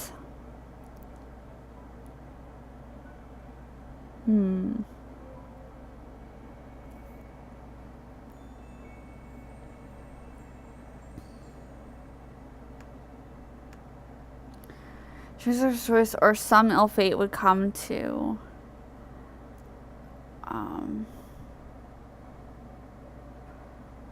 Yes, the past, right, because they're screwing around with time magic. Would come to...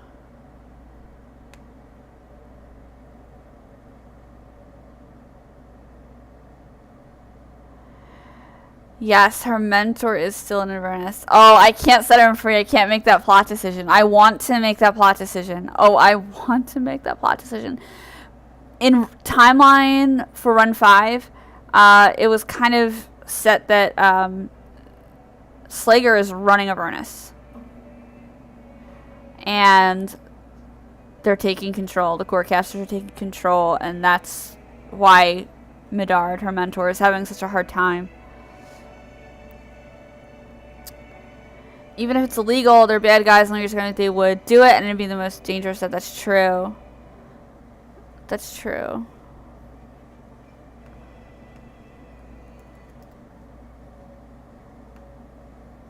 Yeah, that's possible.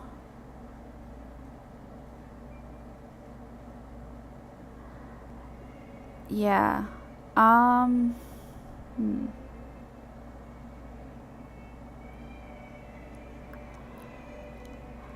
If they said give us the key or your mentor dies, at this point, he's gone through so much. If he's alive, she wouldn't give him the key. She wouldn't hand the key over. She'd be like, he's suffered enough. She's gray enough to make that decision for someone else, but she cares about him, so. What could they threaten her with? She's also cut down a lot of entanglements. You know, she had a romantic relationship. Not really a full relationship per se, but she had a bit of a romance with Reese Bellwether, the New York Bellwethers, and when they decided not to be together, he told her that she had too many entanglements, and he wasn't just referring to the two of them. He was referring to her attachments to other people that get in the way of her one true love, which is actually her job, not him. And he was right. You know, he was right. And so she's since dialed down a lot of those entanglements. She's still very close to her best friend, Delilah. She still cares very much about her school. She still keeps in contact with the Chancellor. However, she's cut down a lot of those entanglements. Threatened to erase her parents, therefore getting rid of her. Wow, that's so Back to the Future. Oh my god. What if she is mind manipulated? That's possible. Minerva is an extremely strong mind mage.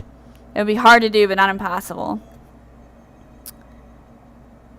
give them the key or they go back and kill her ancestor. Oh, I love it. And it's not even that it's her ancestor, it's that he clearly made a sacrifice. He clearly made a sacrifice to make sure the key got to where it had to go. Because I'm going to say the ancestor was maybe killed in the riots. She would be conscious, and that would torture her while she's witnessing herself handing the key. That's true. That could work. And without him, they would have probably taken over the world. Oh my gosh, like her grandfather or great-grandfather, whatever. I would say grandfather. Grandfather. I'm going to say grandfather.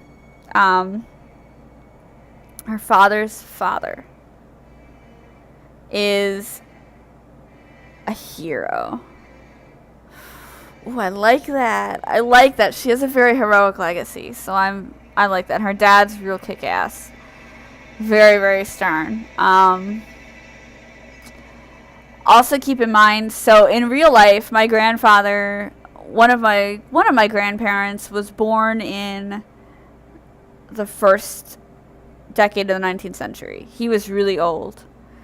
So one of my grandparents was born in 1910, actually. And then one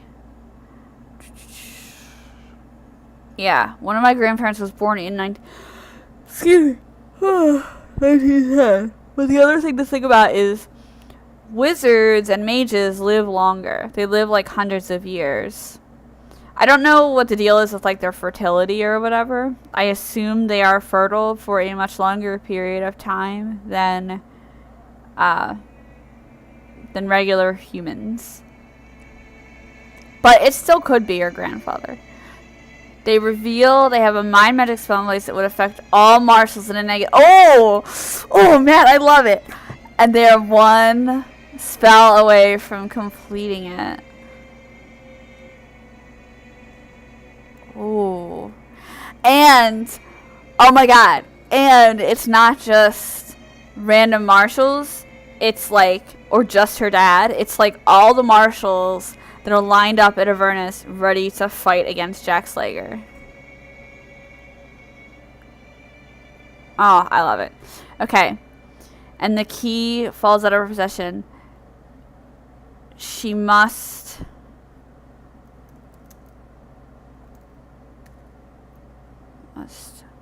hand over the key or all marshals mind controlled at Avernus.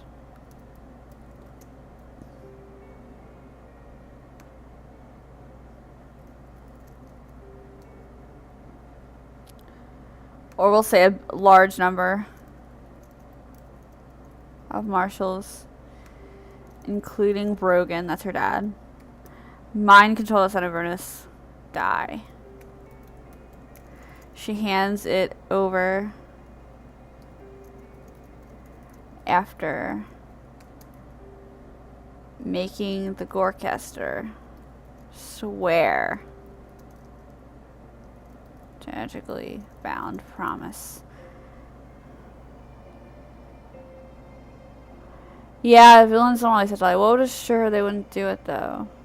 Well, what could assure her is that, and she's a very strong mind mage. That's a great question. She could make them swear and magically bind that promise. Yeah, there could be a counter spell.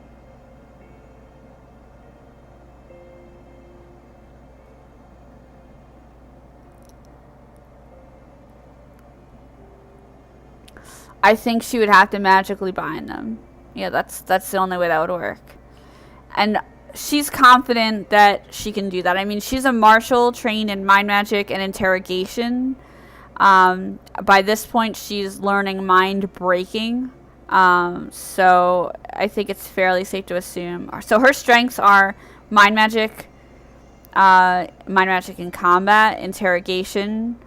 Her strengths are, she's also a pretty strong duelist, combatant in general.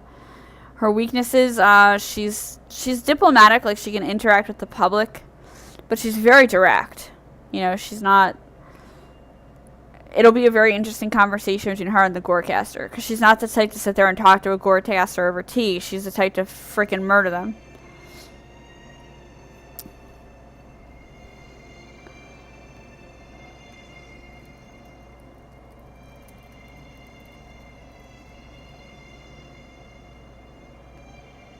This also reveals there's a spy in the marshals. That could be another setup for the... That's great, because she's trying to set up that whole oversight thing, right?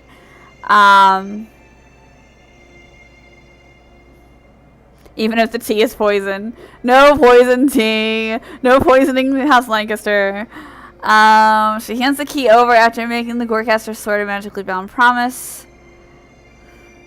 This also reveals that a spy among the marshals that Minerva's new oversight bureau has not caught.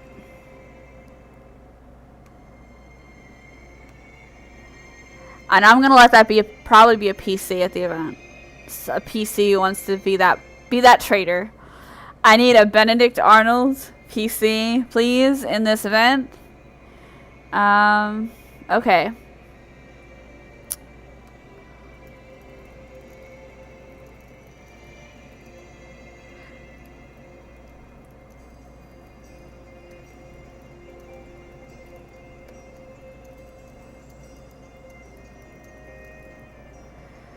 I love it. Oh my gosh. His ancestor should be Benedict Arnold, secretly a wizard.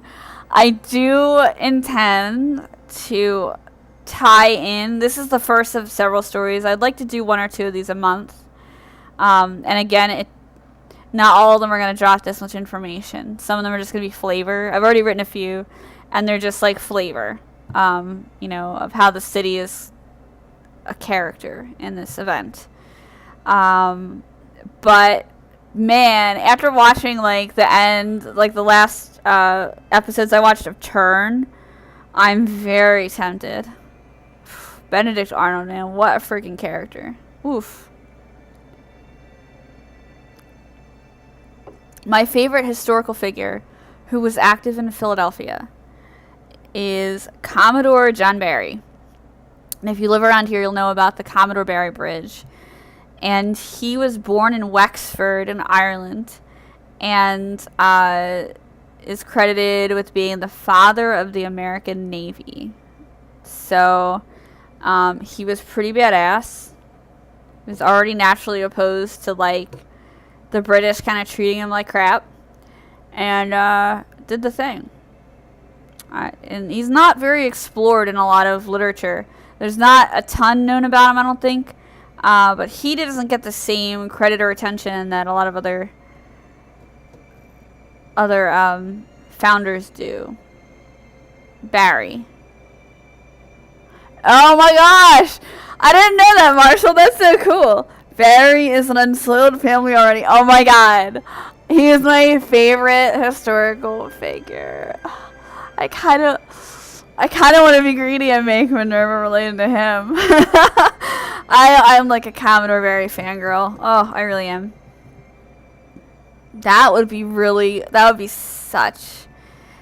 But it's Barry, not Barry, unfortunately. Dang. Although, I mean, like, in the real world, names change, right? Like, my family, their last name when they came over from Ireland was Conlogue. Conlogue, because that's how it's spelled in Irish. But the people who wrote it down, well, they made it in with their name spelled correctly. And then my ancestor, Patrick Conlogue, joined the Union Army and died at Antietam. And his wife didn't know how to read. And so, as a result, when she signed for her checks that she got from the government after her husband died, they made it Conlow, and that's how the name got changed, because she didn't know how to read or write. She signed an X, and she had 10 children. They had 10 kids. But yeah, that the name could very easily have been changed. I mean, that happens all the time in mundane families. That would be really interesting. Oh, I want that to be part of the history so bad. I might write that in somewhere. Ah. Sorry, I fangirl over Commodore Barry. Oof. Irish Naval Commander. He was probably a hottie. Alright. I'm a terrible person on, like, crushing on a historical figure. Okay. Whoops. Holding the fangirling. Okay. I think I've accomplished all of the goals that I set out. I'm going to run through and check them. I have introduced the LARP spinoff to new LARPers and people familiar with the setting. I've introduced and provided a sense of place and location. And I have made it personal to myself and to my character. I have my IRL ancestor type person. I have the item of magical significance. I have the location I was going for. And I have a way for the item to be discovered or given to players in the game or 2018. Yes, because crushing on Thor is reasonable. Hey, Thor is awesome. Bye, Alex. Thank you so much for stopping in. Hey, Thor is completely reasonable. He's very, very talented and attractive. I like Thor. In the story that I was talking about that Matt and I are writing now, the main character is a squadron leader in the Royal Air Force, and I gotta say, like, I am crushing on this character and the way Matt writes him. Oh, oof. It's really, definitely an awesome character. Okay, so I've accomplished the goals. I've laid out the plot. Character names and backgrounds. I've got all that info. I don't think I'm going to throw Batman is too. Yes, Alex loves Batman. Aw, thank you, Matt. I don't think I'm going to throw in the Commodore Barry thing right now. I think there's already a lot of elements in the story, and I wanted to keep it like 20 pages or less. But I think I am going to do that. Barry thing. Yes. Before the event, I set up these facts for PCs. There's a missing key that Gorecasters have. Gorecasters still use magical machinery to exploit the labor of mundanes. They use extremely powerful magic. The key shuts off these machines. The city of Philadelphia and the building that this will take place in have magical protections, thanks to Rolf Hennigan. Minerva is setting up an oversight committee among marshals in Destiny Province, and there is at least one spy among them still. That is a great setup for a story. That is great. Wow. So we've been streaming for a couple hours now. And at this point, I can start writing the story, which I am not opposed to doing, which I am probably going to do either way, whether I continue streaming or not. Or I can not do that, and we can focus on something else, such as a writing prompt. And creative time is just me writing, and you guys watching and writing your own stuff too. But I'm thinking actually what we could do, and I'm going to have to take a little break and BRB for just a few minutes because I need food, and I've got some mac and cheese in the fridge, and I need to eat that. I'm thinking that we can do a writing prompt, but what I'm going to do is choose a writing prompt that also applies to the story. So I can make it a prompt about the Wanamaker building, for example, and the prompt could be a picture. So, yes. Alright, so what I'm going to do is I'm going to pull up a picture of the Wanamaker building. Photos.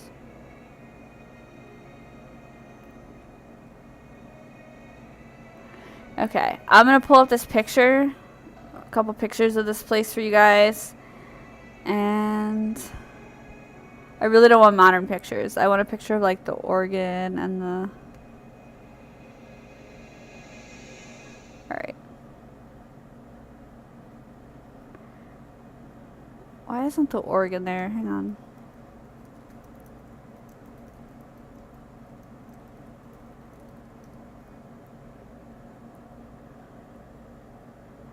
I'm gonna get a good picture for us to use.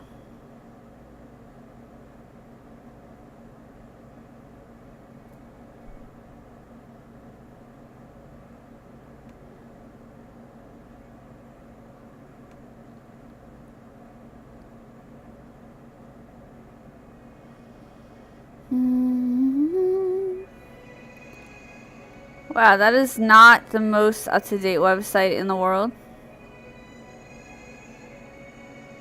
I feel like I should volunteer to help them. I have too much on my plate. I can't do that. I want to. I'm like really... Okay, here we go. That's what I'm looking for. Right. This is the largest fully functioning pipe organ in the world.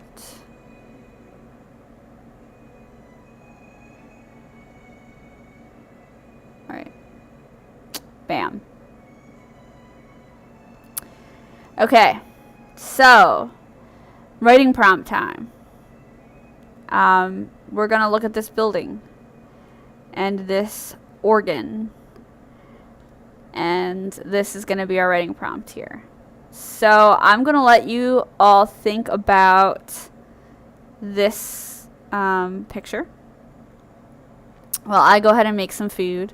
I'm going to be right back for just a few minutes. And think about, if you're writing and participating and writing along, go ahead and think about how you want to include this in your story. I'm going to also close some other tabs I have open. Over here. Okay. Bam. Alright. So I'll leave this here. Feel free to get started. If you are all so wonderful helping me with ideas for my story, I would love to help you with more ideas for yours. I only helped one person with the story about the timeline world building thing. So feel free to post in the chat if you need any kind of advice from me and or anybody else here. And feel free to discuss, if you're writing along, discuss what you would write about this as a prompt. And yeah, I know Alex left, but I'm going to send her this picture because I feel like she'd write a whole story around this. I really do. Okay. So, another thing to note, you can't see it on the screen, I don't think, but the pipes of the organ, these are the display pipes. The actual pipes are behind this facade, which is pretty cool. I've been here. It's awesome. It sounds even more amazing when it's actually playing. What I can do is, let me find for you YouTube.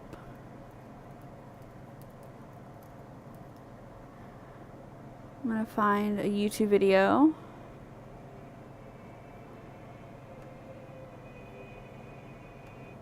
Gonna pause the music.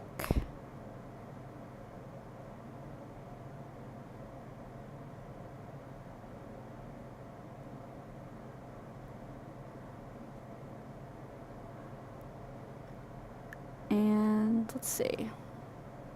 Hopefully this won't be too loud. Let me turn down the sound a bit.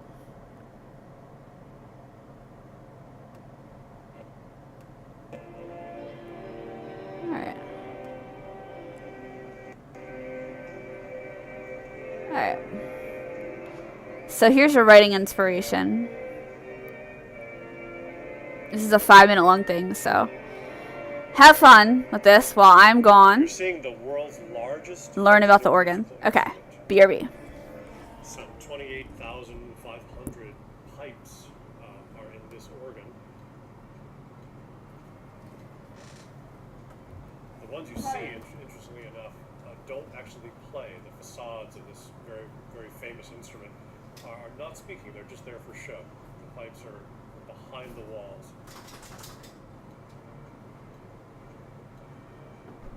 Hi, I'm Peter Richard Conti. My title is Wanamaker Grand Court Organist at Macy's. And this console that you're seeing right now is just the control panel. Looks like a cockpit of a large aircraft. And these are the keyboards, much like piano keyboards. We have 6 of them because there's so many different voices to control. Each one of these keyboards controls a different family or division of pipes, they're called. And then to my right and left of the keyboards are the actual stops, the voices. And there are 3 symphony orchestras worth of voices. We call the voices on an organ a rank. And this organ has 469 ranks, or players.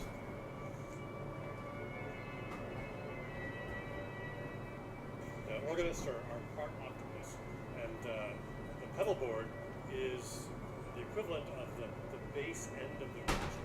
It's played by the feet.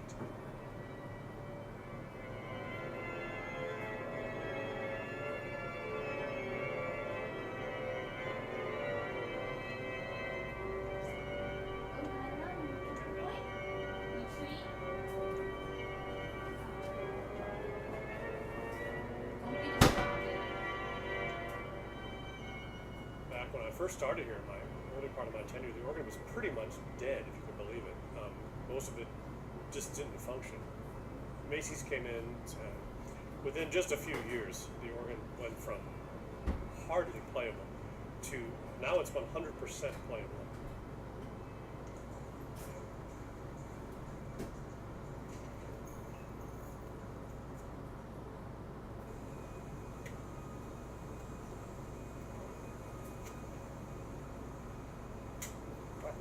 Turning on. First thing that turned on was the DC power supply to get the power to the organ. You can see all the pilot lights lit. So that's putting out 13 volts for the instrument. And then the next thing that happens is that the 8 blowers throughout the building turn on slowly one after the other so we don't take too much current at once. And you can hear the organ coming to life. The air goes through a bellows, which is like a diaphragm regulator, and that controls the final pressure that goes inside the chest.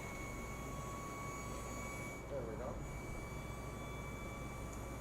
And then you have a pneumatic under this note that opens and closes and allows the air to come in here when it's called for.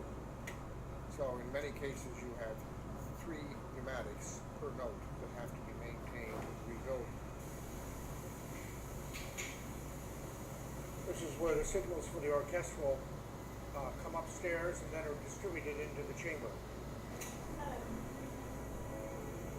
This has reeds. You'll see there's all kinds of different shaped resonators for all the reeds in this chamber.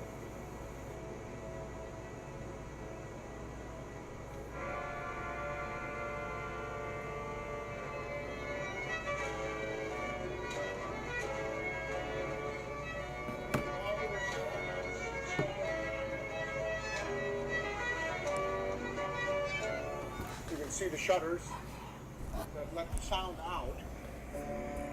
Hey, I'm back. I'm going to mute this. Alright. Macy's gets. Okay. So that is the inspiration here for, that's our writing prompt. Let's look at this picture. That's going to be our writing prompt. I'm going to leave that up here for a second while I start eating. Sorry for eating on stream, but you know, it happens eventually when you stream for a while. And I'm hungry. I'm going to check Facebook and make sure people aren't like, how do I get onto the stream?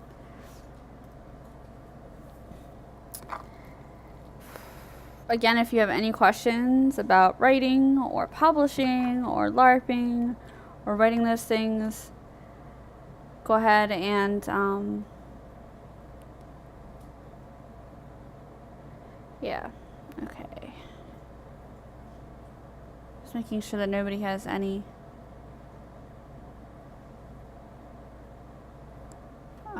questions. Okay, Lauren messaged me over on Facebook. Lauren, I am sending you a picture right now on Facebook. Just click on that link that I sent you on Facebook and you'll get what you need. Okay, and I'm just making sure that no one's commenting on my stream, unable to get in here. That happens sometimes, especially if you've never been in a stream before. Okay.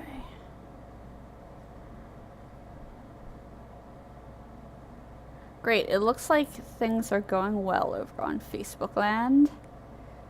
Okay. So I'm going to eat, and then I'm going to get writing here. I'm really excited about this story now. I don't think I'm going to finish the story on the stream because it's turning out to be longer and more involved than I thought. But I'm pretty happy about it. So, yeah, I'll put some music back on. Let's pick something else. We were listening to the Gladiator soundtrack before. I am going to... We'll do a different one.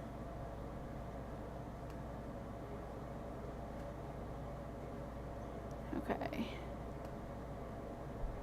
This is the Viking soundtrack that we're putting on because this is kind of Minerva. She's sort of a combat-oriented, tough person.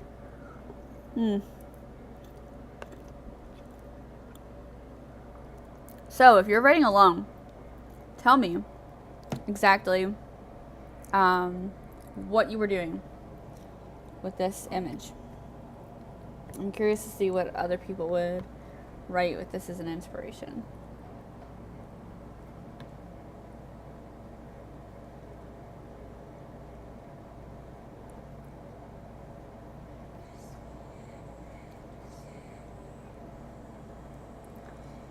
Thanks for hanging in there. I appreciate it. I just can't actively write without having food, man. Food fuels you. It's bad to go without it.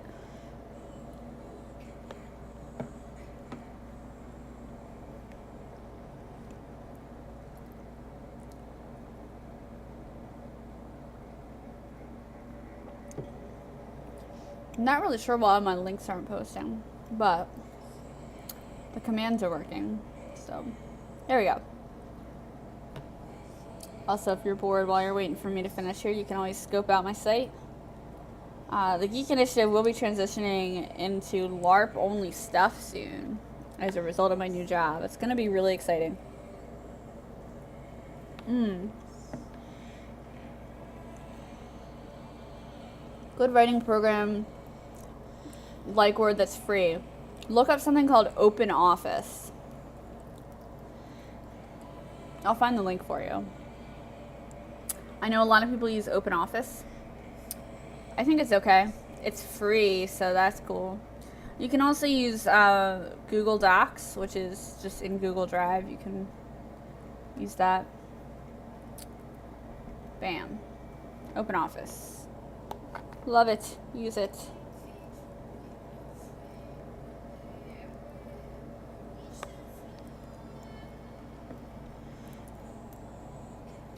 Awesome. I would love to read your poem when you're done. If it's like, I don't know, I love this setting. I think it would be cool. I can see vampires here at this setting.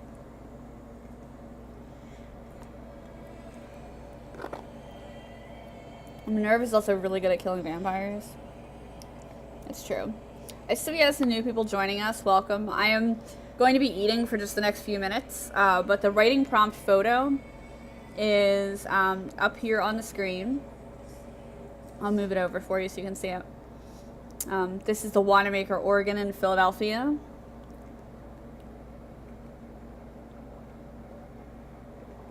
We're going to be doing some writing based on this picture in just a few minutes. Right now I'm eating food because I've been streaming for a while and haven't eaten. Everybody helped me workshop a wonderful idea for a prologue to a LARP, and I'm really excited about it. We went ahead and looked at our different goals for it and the different characters that would be involved, and then plotted out a really cool story. So I'm going to get started writing that very soon.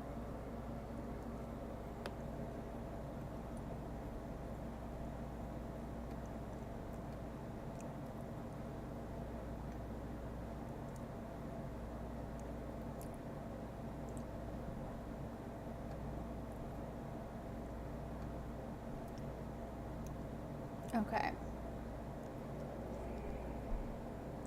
I'd also like to know what else you guys are working on in terms of writing or other projects. Just kind of while I'm eating here, I want to know more about what everyone's doing.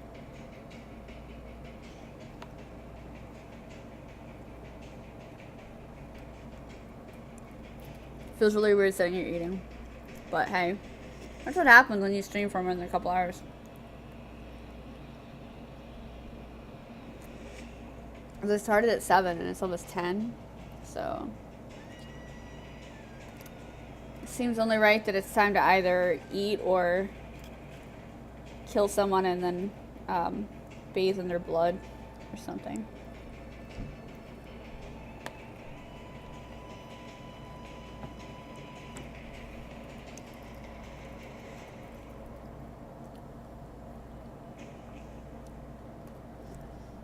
I did have a question about my stream on Facebook. Aha, I'm glad I went back to it.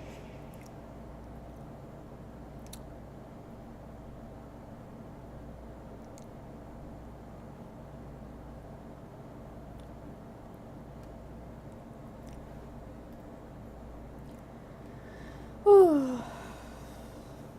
I'd love to know about what you guys did with your day today. I worked and napped. I was having a tough day. It turns out I was having a tough day because it was going to rain, and I didn't realize it was going to rain. And for someone with rheumatoid arthritis, that's not good. So I had to nap a lot. So I will be up late catching up on my work.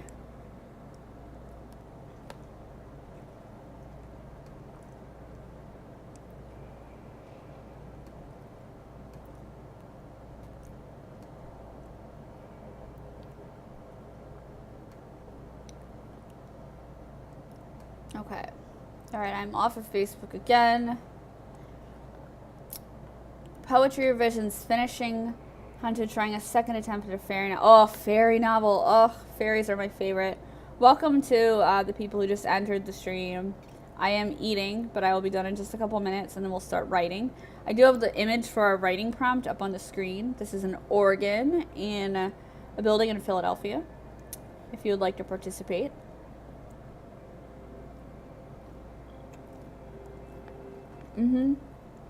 This is kind of Phantom of the Opera-ish.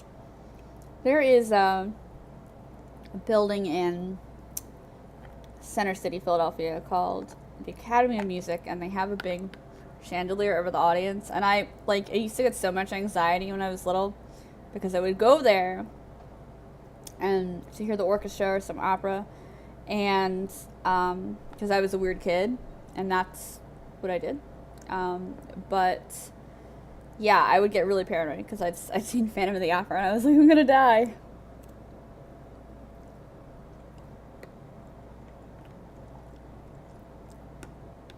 Oh, sci-fi mermaid story. That sounds awesome.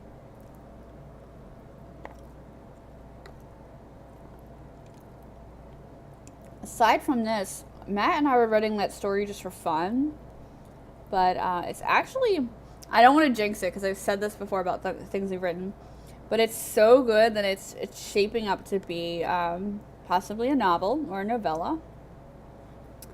I'm really excited about it. It is, I guess I'd qualify it as a historical. It's not, I wouldn't call it a straight up romance. It's more of historical fiction with some romance in it, I think.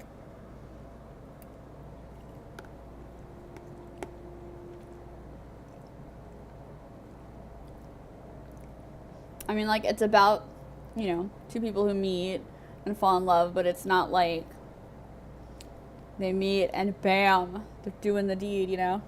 Yeah, I think it's more historical fiction.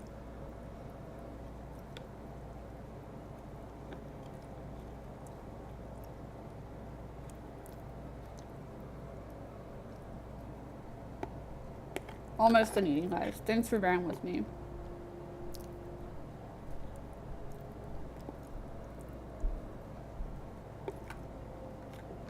Yeah, it's probably been one of my favorite things that we've written, if not the favorite. I'm really a fan. I think it could be a real book, which is really scary because now I kind of work for a publisher.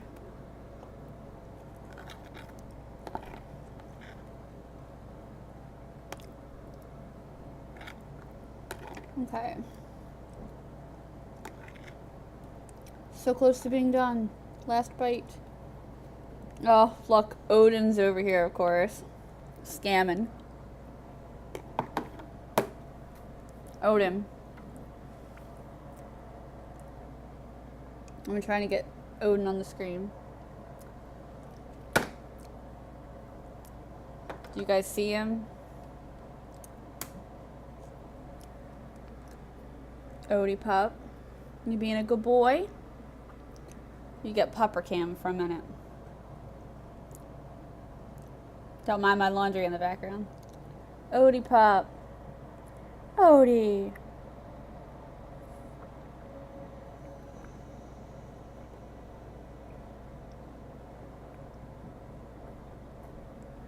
Okay. My very bad dog right there. He's looking up because food. Alright. Let's move this back over to where it goes. And, alright. Some writers, when they do this, they keep the picture on the screen. I'm not going to do that because only the beginning of this, only the beginning of this really affects my story. But, feel free to screenshot the image, or if you want a picture of it, I'm going to paste the link in the chat.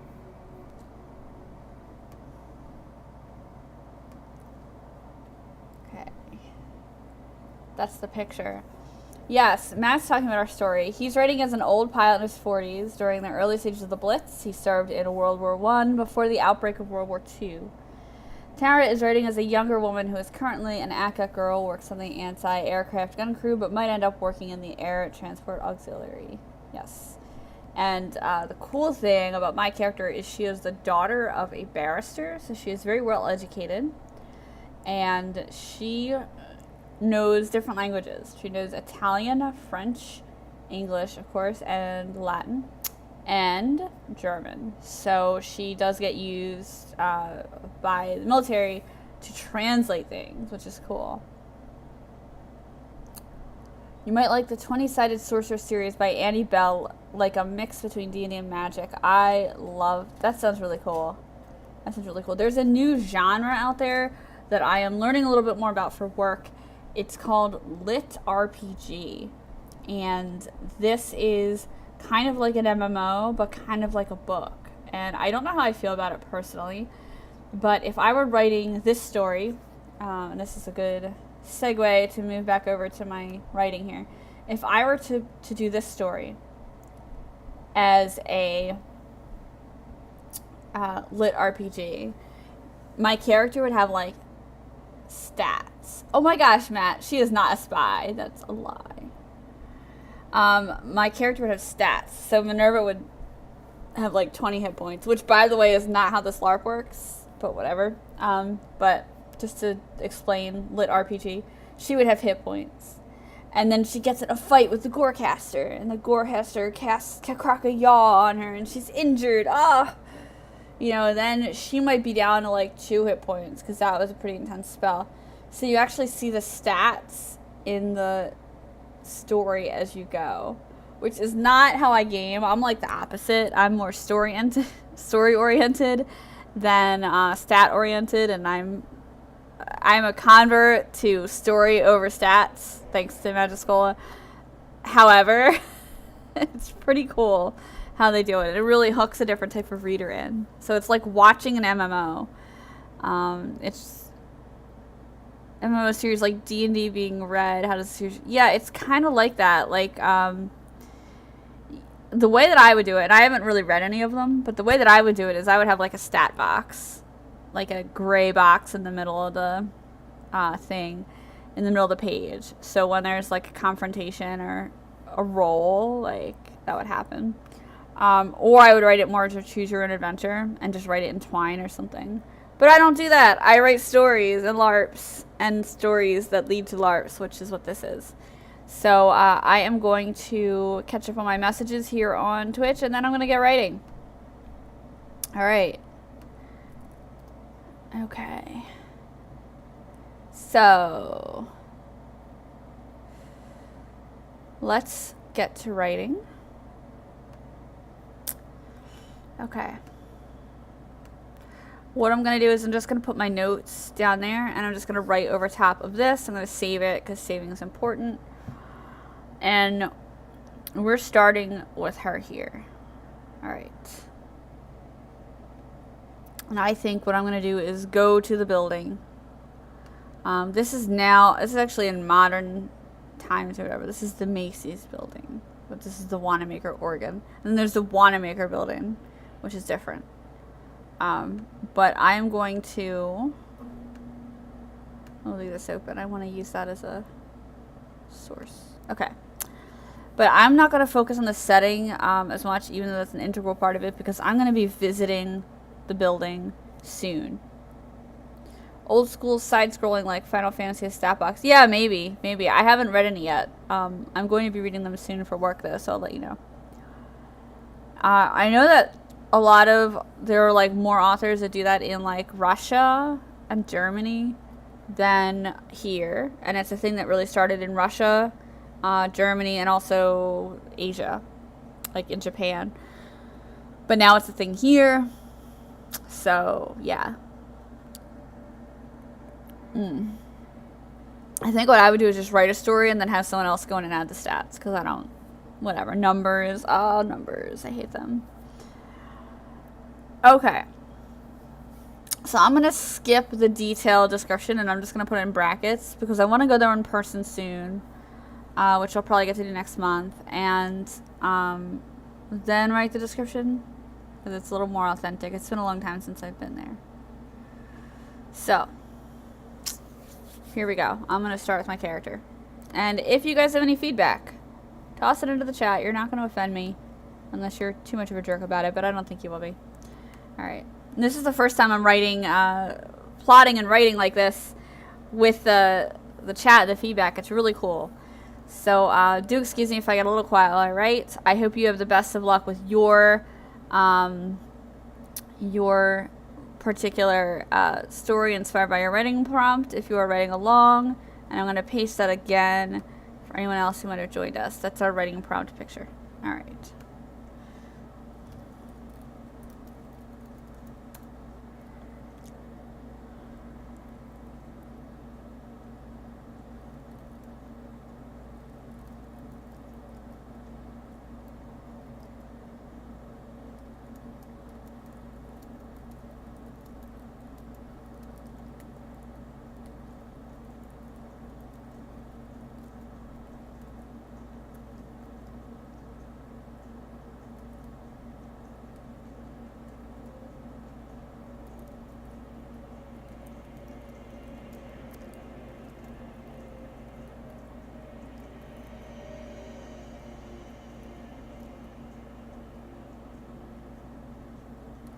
Oh, they don't race. And calves. Need slow progress.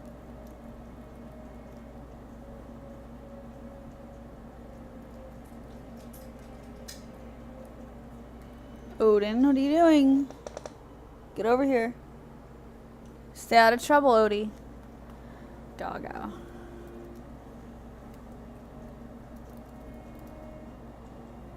Alright, have a great night. Thank you for joining.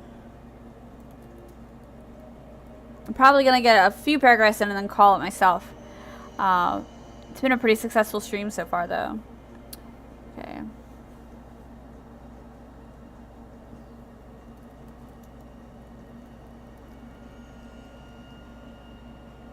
The Medusa File Collection. Cool. Yeah, that's what Minerva's doing right now. She's doing some protecting the world business while she's among the mundanes.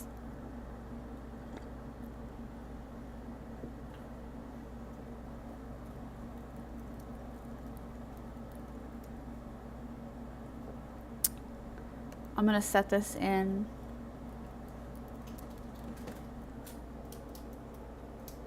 Odin, you keep scaring me with your weird noises. Alright. Her holstered wand was strapped to her arm. Beneath.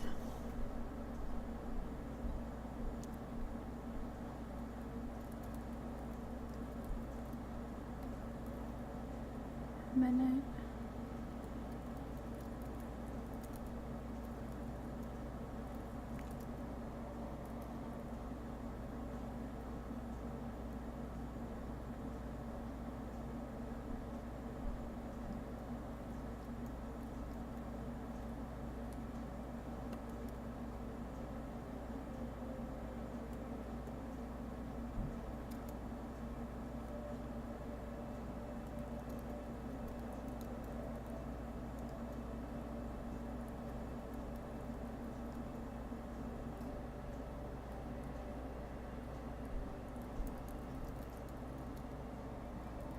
This is really bizarre because only Matt has kind of like watched my writing in progress like this before.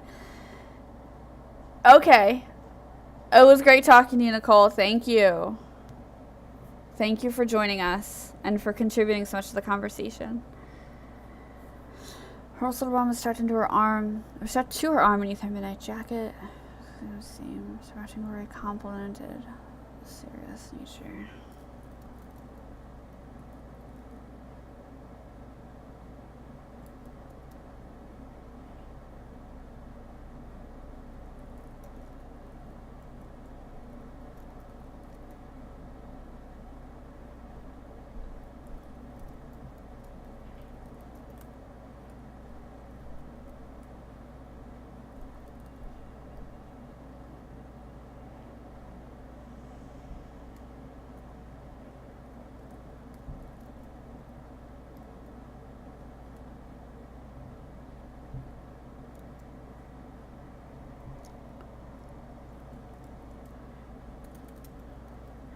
Ugh, well-fit jeans. I don't think that's the best way to say it, but you know what I mean.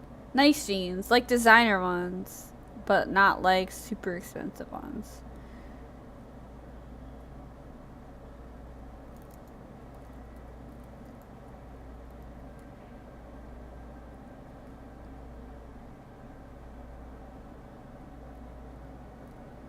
You know what? We're just gonna go with fitted pants.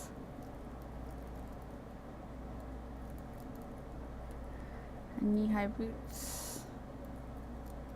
I'm really curious to hear what Matt thinks about the words that I delete and stuff, because we write kind of in real time usually. Like, I'll write a post and send it to him, and then he'll do the same.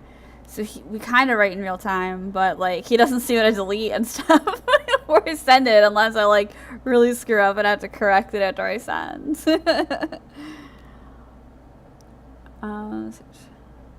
Hazel shiver, fitted pants and knee-high boots.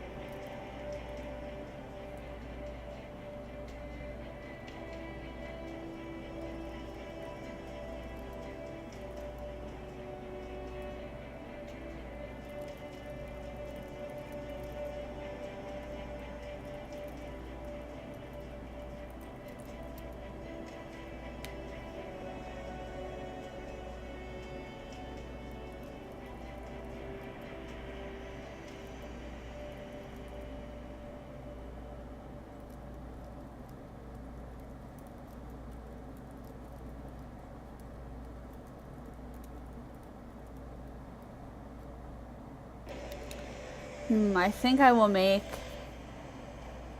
like, I think I'll make the mission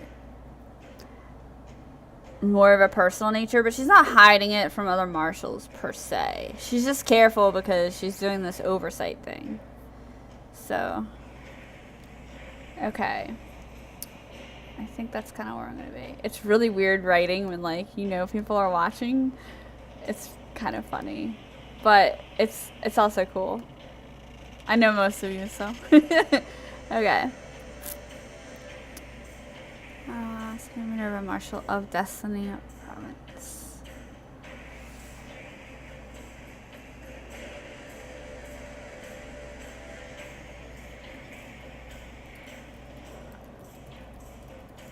That's fancy, right? Description of building goes here.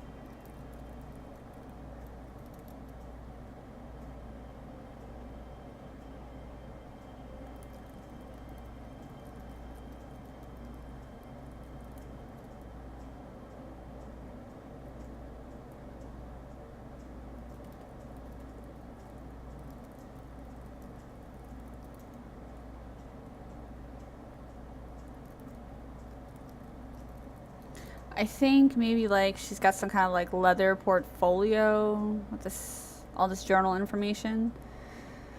Yeah, leather portfolio.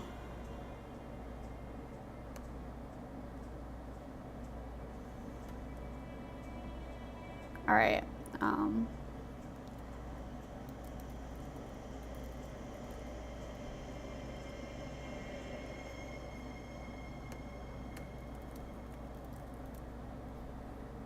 Close to her chest.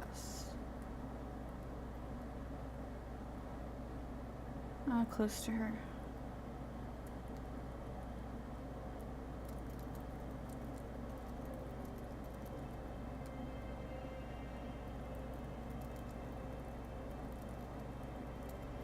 Awesome. I've got a pretty solid intro. I'm kind of happy about that. All right.